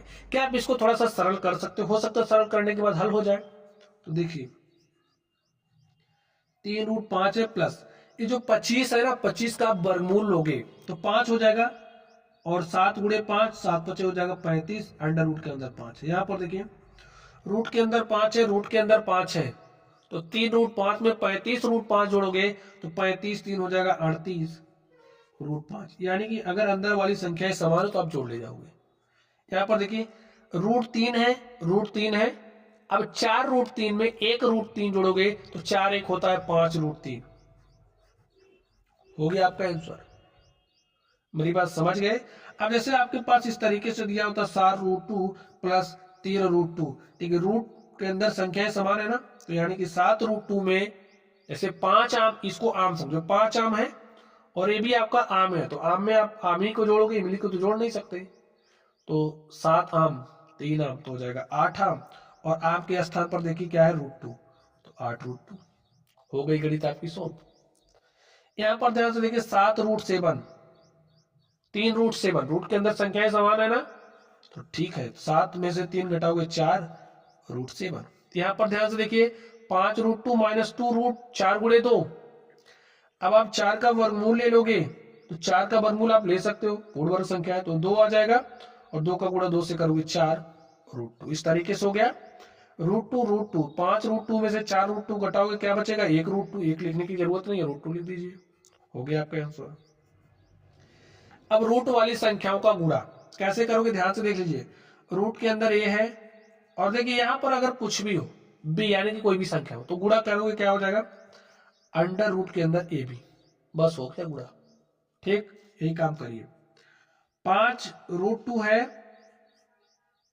देखिए 5√2 है, गड़बड़ हो गया क्या स्टूडेंट्स, यहां पर लिखिए 5√2 गुणे में 3√2, देखिए 5 गुणे में रूट, 5√2 का मतलब 5 गुणे √2 है, 3√2 का मतलब 3 गुणे √2 है, तो 5 का गुणा 3 से, तो 5 3 15, √2 का गुणा √2 से करोगे, जैसे अगर रूट ए का गुणा रूट ए से कर रहे हो तो आपको क्या मिलेगा ए मिलेगा, इसी तरीके से 2 का गुणा 2 से करोगे अंडर रूट 2 का तो 2 मिलेगा, और 15 दूनी हो जाएगा 30। यहाँ पर देखिए 2 3 6, √3 का गुणा √4 से करोगे तो अंडर रूट के अंदर 12 मिलेगा, और देखिए इसको आप हल कर सकते हो कैसे, 12 को क्या लिख सकते हो 4 गुणे में 3, और 4 का वर्गमूल ले लोगे हो जाएगा 2, बाहर आने पर 4 2 बनेगा, तो 2 का गुणा 6 से 2 6 12 √3, हो गया आंसर आपका।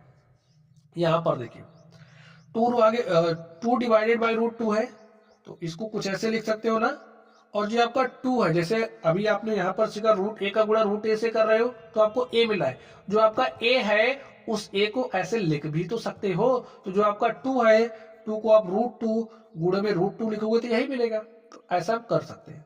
तो ये जो √2 इससे कटा तो आपको क्या मिला √2, यही आपका आंसर हो गया।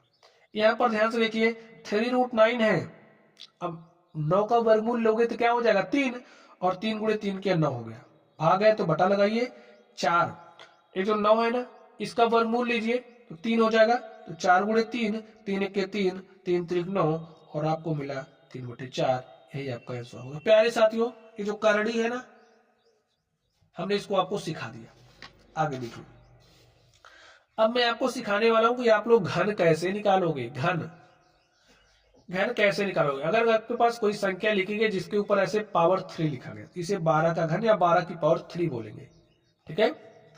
अब देखिए 12 की पावर 3 का मतलब कुछ भी समझो। जैसे अगर आपके पास a की पावर 5 लिखा है तो इसे a की पावर a गुणे a की पावर 5 को क्या लिख सकते हो, a गुणे a गुणे a गुणे a, 5 बार गुणा करना है। तो 3 बार लिखा है तो a गुणे a ऐसे 3 बार लिख दो, बस कोई बड़ी बात थोड़ी है। तो 12 गुणे में 12 गुणे में 12 सॉल्व करिए। 12 बार में 144, बार में 1728।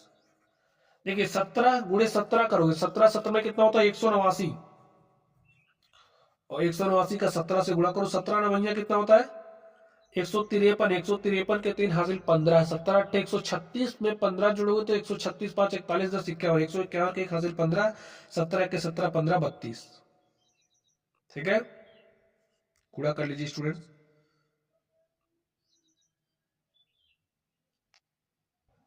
17 का स्क्वायर स्टूडेंट क्या होता है 289। ठीक है, देखिए आपको स्क्वायर से याद होनी चाहिए। जैसे हमको याद था लेकिन थोड़ा जल्दबाजी में गड़बड़ हो गया। तो 17 का स्क्वायर होता है 289, 16 का स्क्वायर 256 होता है, इसी तरीके से 15 का स्क्वायर 225, 14 का 106 में आप लोग 30 तक याद कर लीजिए। ठीक है, चलिए गुणा कर दीजिए फिर से। 17 नवैया 153, 153 के 3 हासिल 15, 17 8 136, 136 में 15 जोड़ोगे तो 136 5 41 10 51 के 1 हासिल 15, 17 दूनी 34, 34 में 15 जोड़ोगे तो 34 5 39 10 49, 49 13। ठीक है, ये आपका आंसर होगा। अब 18 का क्यूब करना है तो 18 का स्क्वायर 324 होता है, और 324 का गुणा 18 से करिए। 18 चौके 72 के 2 हासिल 7, 18 दूनी 36 7 43। ठीक है, 43 के 3 हासिल 4, और 18 3 54 और 4 58। आगे देखिए स्टूडेंट्स, अब मैं आपको सिखाने वाला हूं कि आप लोग घनमूल कैसे निकालोगे। तो एकदम आराम से निकाल लीजिए। घनमूल निकालिए तो आप किस विधि का इस्तेमाल करोगे, अभाज्य गुणनखंड विधि का। जैसे हमने आपको वर्गमूल निकालना सिखाया था ठीक वैसे ही आपको घनमूल निकालना है। केवल और केवल वहां पर हम लोग 2 2 का जोड़ा बनाते थे, यहाँ पर हम 3 3 संख्याओं का त्रिक बनाएंगे। तो 2 से काटिए, देखिए 2 8 16, 1 17 हो गया 12, 2 छंगे 12, 2 चौके 8। फिर 2 से काटिए, 2 चौके 8, 2 3 6, 2 दूनी 4। 2 से काटिए, 2 दूनी 4, 2 1 के 2, 2 छंगे 12। 2 से काटा तो 2 1 के 2, ठीक है, और 2 0 0, 2 8 16। आगे ध्यान से देखिए, 2 5 10, 2 चौके 8, फिर 2 से काटा, 2 दूनी 4, 1 5, 2 7 14। अब देखिए 2 से नहीं कटेगा, 3 से काटा, 3 9 27, फिर 3 से काटेंगे 3 3 9, फिर 3 से काटेंगे तो 1 आ गया। अब आपको 3 3 संख्याएं लेनी है। देखिए जैसे यहाँ पर अभाज्य संख्या आपकी 2 है तो 2 की 3 संख्या 3 बार 2 लोगे। ध्यान से देखिए, जैसे इस तरीके से 3 वाले का 3 वाले के साथ त्रिक बनाओगे, 2 वाले का 2 वाले के साथ त्रिक बनाओगे। ठीक है, अब यहां से आप 2 लोगे, यहां से आप 2 लोगे, यहां से आप 3 लोगे, तो 2 दूनी 4 3 12। तो ये जो आपका 12 है वो क्या है 1728 का घनमूल है। ऐसे घनमूल को दिखाते हैं। ठीक है, क्यूब रूट। तो क्या आ गया 12। अब इसको सॉल्व करिए। तो स्टूडेंट इसी तरीके से आप इसको भी सॉल्व करोगे। तो 4 चौके 16 चौके 64, जो 4 का क्यूब है वो आपका 64 होता है, तो 64 का घनमूल है वो क्या होगा 4 होगा। समझ गए आप। यहां से देखिए 6 छाके 36 छक्के 216, यानी कि 6 की पावर 3 आपका 216 होता है, यानी कि 6 का घन 216 होता है। तो उल्टा देखिए 216 का घनमूल क्या हो जाएगा 6। ठीक है, यही हमारा आंसर हो गया। ऐसे निकालना है। अगर आप नहीं सोच पा रहे हो तो जैसे मैंने विधि बताई अभाज्य गुणनखंड विधि, उसका इस्तेमाल करके आप सोल्व करोगे। ठीक है, चलिए अब हम लोग आगे चलते हैं और देखते हैं हमारा अगला टॉपिक क्या है। तो स्टूडेंट्स हमारा अगला टॉपिक है प्रतिशत। प्रतिशत आप कैसे निकालोगे, ध्यान से देखना है, ध्यान से देखोगे तो निकालना सीख जाओगे। चलिए निकालते हैं। 400 का आपको 20% निकालना है, तो निकालिए। 400 का मतलब होता है गुणा 20%। 20 लिखे, प्रतिशत हटा तो बटे में 100 सटा। सॉल्व कर लीजिए आप इसको। देखिए A0 एक इससे कटा, एक इससे कटा, हमारे पास मिला गया 40 गुणे में 2, और 40 दूनी कितना होता है 80। तो 400 का जो 20% है वो आपका क्या हो जाएगा 80। तो ऐसे प्रतिशत निकालेंगे। अब जैसे यहाँ पर 80, देखिए 80 120 का कितना प्रतिशत है, यानी कि 120 का x प्रतिशत आपका क्या है 80 है। भाई कितना प्रतिशत हमें x का मान निकालना है, तो चलिए निकालते हैं। 0 से 0 कटा। अब देखिए 12 को x से गुणा करोगे तो 12x, यहाँ 10 भाग के साथ है, यहाँ आएगा गुणे के साथ, तो 80 गुणे में 10 मिला आपको, तो 80 दाम कितना हो जाएगा 800। 12x बराबर 800, तो x बराबर 800 बटे में 12, काट दीजिए। 12 1 के 12, ठीक है, और 12 छंग 72, 8 80, ये हो गया 80। 12 छंग 72, 8 80 दशमलव लगा स्टूडेंट, तब भी 12 छंग 72, 8 80, 12 छंग 72, 8 80 ऐसे आएगा, तो 66.6666 ऐसे आपके पास आता जाएगा। तो आप इसको इतना ही लिख दीजिए लगभग में, ठीक है। तो x का जो मान है 66.666 क्या है, 120 का जो 66.666% है वो आपका 80 है। समझ गए? चलिए ध्यान से देखिए। अब आपने समझिए कोई परीक्षा दी और परीक्षा में आपने 300 अंक प्राप्त किया और 1200 आपका पूर्णांक था, और आपके मित्र ने कहा भाई आप प्रतिशत में बताओ कितना परसेंट मार्क तुमने प्राप्त किया, तो आप कैसे बताओगे? तो इसके लिए भी नॉलेज आपको होनी चाहिए। तो कैसे निकालोगे? देखिए प्राप्तांक का प्रतिशत निकालना है ना आपको, तो कैसे निकालोगे? जो भी आपने परीक्षा में अंक प्राप्त किया उसको लिखिए, बटे में पूर्णांक, और गुणे में आप 100 लिखोगे। जैसे आपने 300 अंक प्राप्त किया, तो 300 अंक आपने प्राप्त किया कितने में से, 12 में, 100 में से, तो 100 में से कितना, 0 से 0 कटा। सॉल्व करिए, तो 12 से 300 को काटना है, काट दीजिए। तो 12 दूनी 24, 6 30, ये हो गया 60, 12 पंचे 60। तो आपने 25% अंक परीक्षा में प्राप्त किया। तो ऐसे आप लोग इस फॉर्मूले का इस्तेमाल करके प्रतिशत निकाल सकते हो।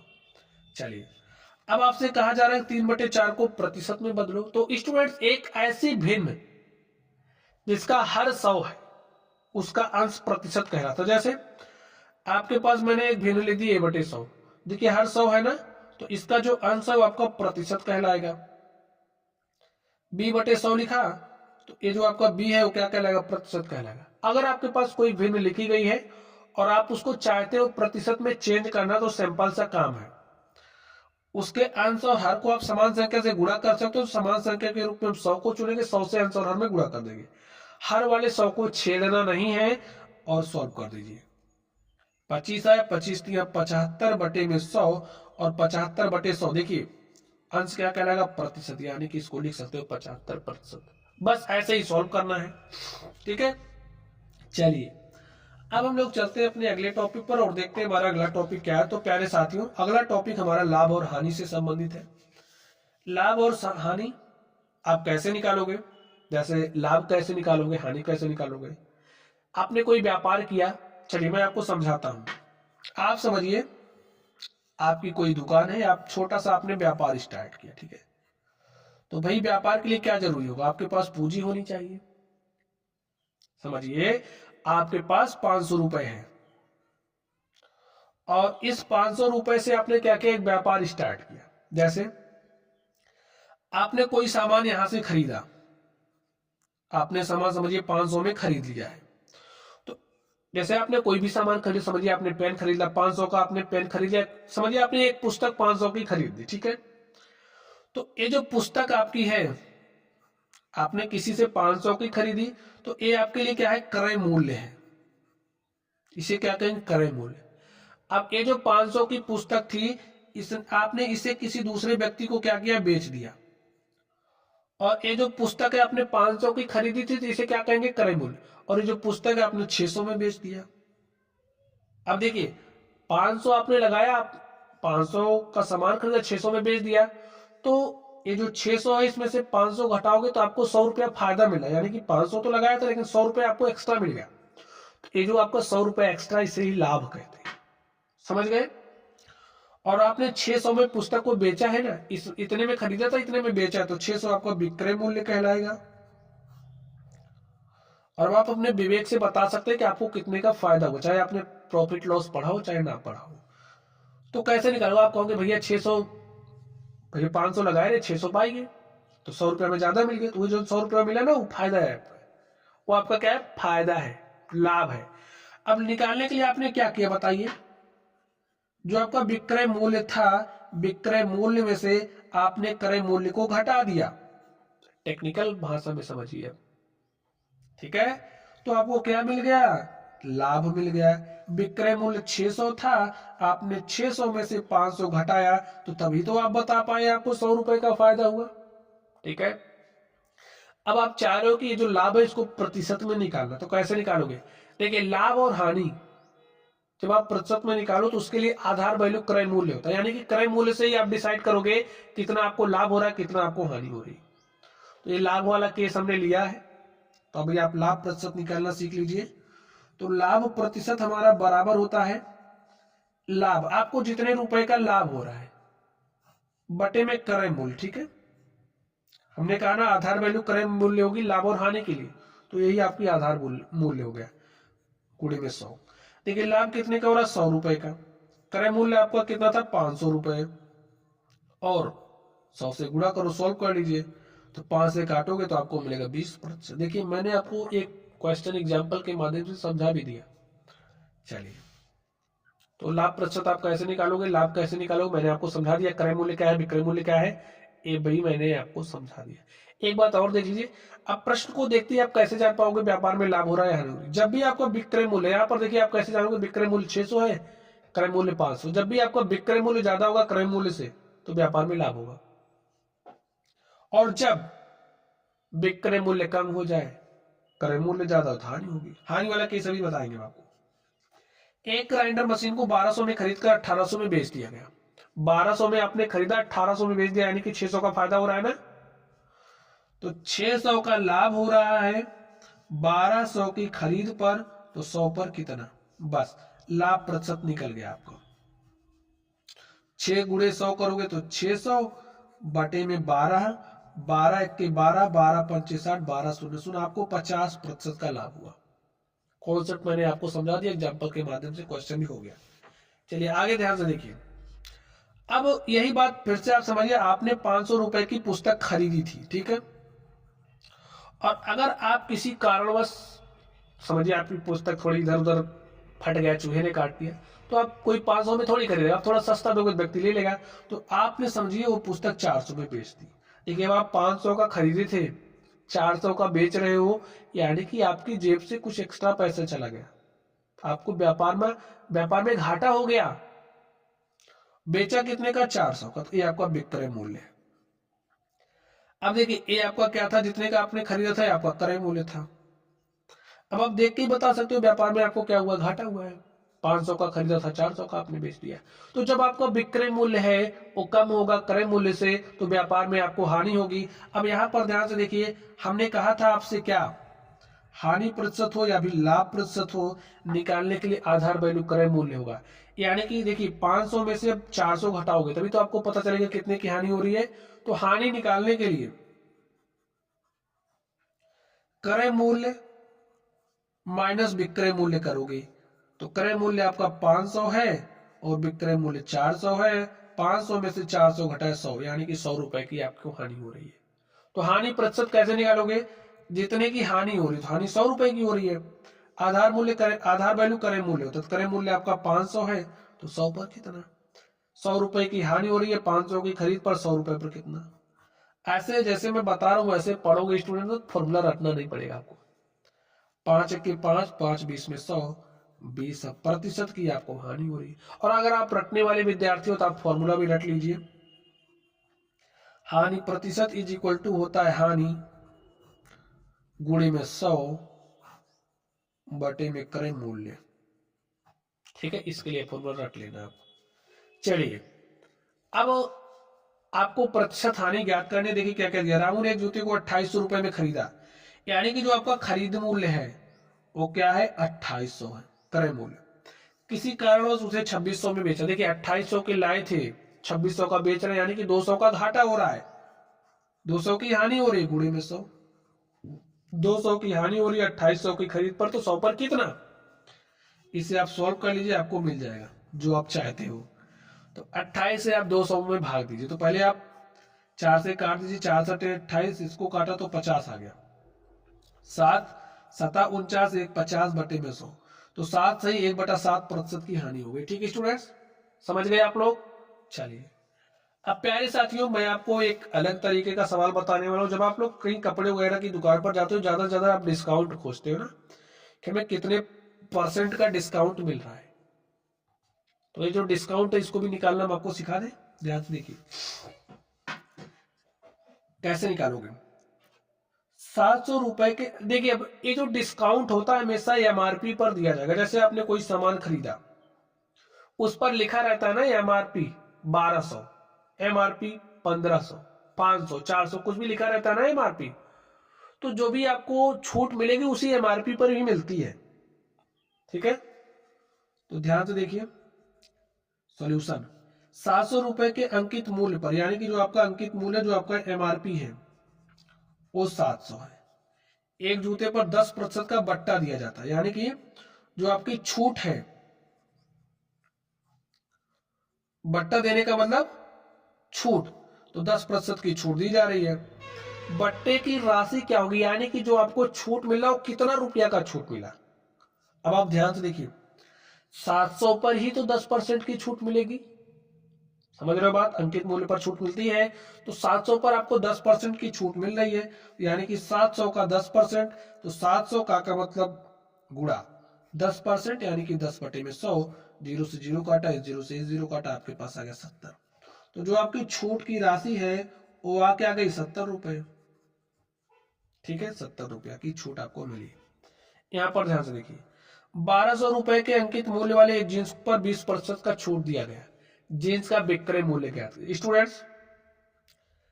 अब 20% की आपको छूट मिल रही है, तो आप ऐसा निकाल सकते हो, 1200 का 20% कर लीजिए, 1200 का 20%, इससे आपको छूट की राशि मिल जाएगी। देखिए 120 दूनी 240, आपको 1200 के सामान पर 240 रुपए का छूट मिल गया। ठीक है, 1200 की राशि पर 240 का छूट मिला। अब आपसे कह रहे हैं जींस का विक्रय मूल्य क्या, जो आपका अंकित मूल्य था, अंकित मूल्य में से छूट घटा दोगे, जो बचेगा वही आपका विक्रय मूल्य हो जाएगा। तो फॉर्मूला आप लिखना चाहते हो तो लिख लीजिए, विक्रय मूल्य इज इक्वल टू अंकित मूल्य माइनस छूट की राशि। अंकित मूल्य कितना है? 1200 है, और छूट की राशि आपने निकाली 240। तो घटाइए, 0 में से 0 गया 0, 0 में से 4 नहीं घटेगा, 10 में से 4 गया 6, 10 में से 4 गया 6। अब यहां पर क्या बचा है? 11, 11 में से 2 घटा 9, तो आपके पास कितना आ गया? 960 रुपए। तो जो भी जींस है उसका विक्रय मूल्य आ गया 960 रुपए। या फिर आप एक तरीका और अपना सकते थे, देखिए कोई भी चीज होगा 100% होता है, तो 20% की छूट मिल गई, यानी कि 80% पर बिक रहा है, विक्रय मूल्य 80%, किसका 80%? 1200 का 80%।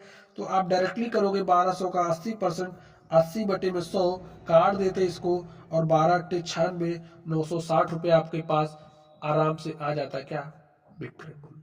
तो जैसा आपको सुलभ लगे आप वैसे ही इस्तेमाल करिए तरीका। चलिए नेक्स्ट देखते हैं।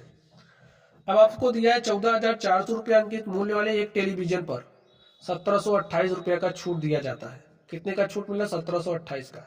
छूट प्रतिशत ज्ञात कीजिए। अब आपसे छूट प्रतिशत ज्ञात करने के लिए पूछा जा सकता है, तो कैसे करोगे, ध्यान से देखिए। छूट प्रतिशत निकालना है तो लिखिए छूट प्रतिशत इज इक्वल टू। अब इस बात का ध्यान रखना, जैसे मैंने आपको प्रॉफिट लॉस यानी कि लाभ हानि के लिए बताया था कि जो आपका क्रय मूल्य होगा वो आधार वैल्यू होगी, इसी तरीके से जो भी आपका छूट होता है, छूट प्रतिशत निकालने के लिए आधार वैल्यू हमेशा एमआरपी होगी। आधार वैल्यू एमआरपी, देखिए एमआरपी कितना है, 14,400। तो 14,400 क्या है, एमआरपी है। और छूट कितने का मिला, 1728 का। ऐसा पढ़िए, 1728 की छूट मिल रही 14,400 की राशि पर, तो 100 पर कितना, बस इसको आप सॉल्व कर लीजिए। 12 से काटिए, 12 12 में 144, इसको 12 से काटा, 12 के 12 5 17 हो गया 52, ठीक है। तो 12 चौके 48, 4 52 हो गया 48, 12 चौके 48, फिर 12 से काटा, 12 के 12 12 12 में 144, और हमारे पास जो छूट प्रतिशत है वो क्या आ गया, 12, ठीक है। 12% की हमको छूट मिली। समझ गए बच्चों। अब फॉर्मूला अगर आप रटना चाहते हो तो रट लीजिए, वैसे रटने की कोई जरूरत नहीं है। छूट प्रतिशत इज इक्वल टू होता है छूट की राशि गुणे में 100 और बटे में अंकित मूल्य। हमेशा अंकित मूल्य पर ही छूट निकाला जाता है, ठीक है। आधार वैल्यू वही होती है। तो प्यारे साथियों, इस तरीके से मैंने आपसे जितना टॉपिक पढ़ाने की बात करी थी उतना मैंने आपको पढ़ा दिया है। अब आपका काम है पढ़ना। तो चलिए आप लोग पढ़ते रहिए। अगर आपको कोई डाउट हो तो कमेंट बॉक्स में कमेंट कीजिएगा। वीडियो पसंद आई तो वीडियो को लाइक करना है, चैनल पर नए हो तो चैनल को सब्सक्राइब कर लेना है, और अपने दोस्त के पास इसे शेयर भी करना है। तो चलिए आप लोग पढ़ते रहिए। Thank you.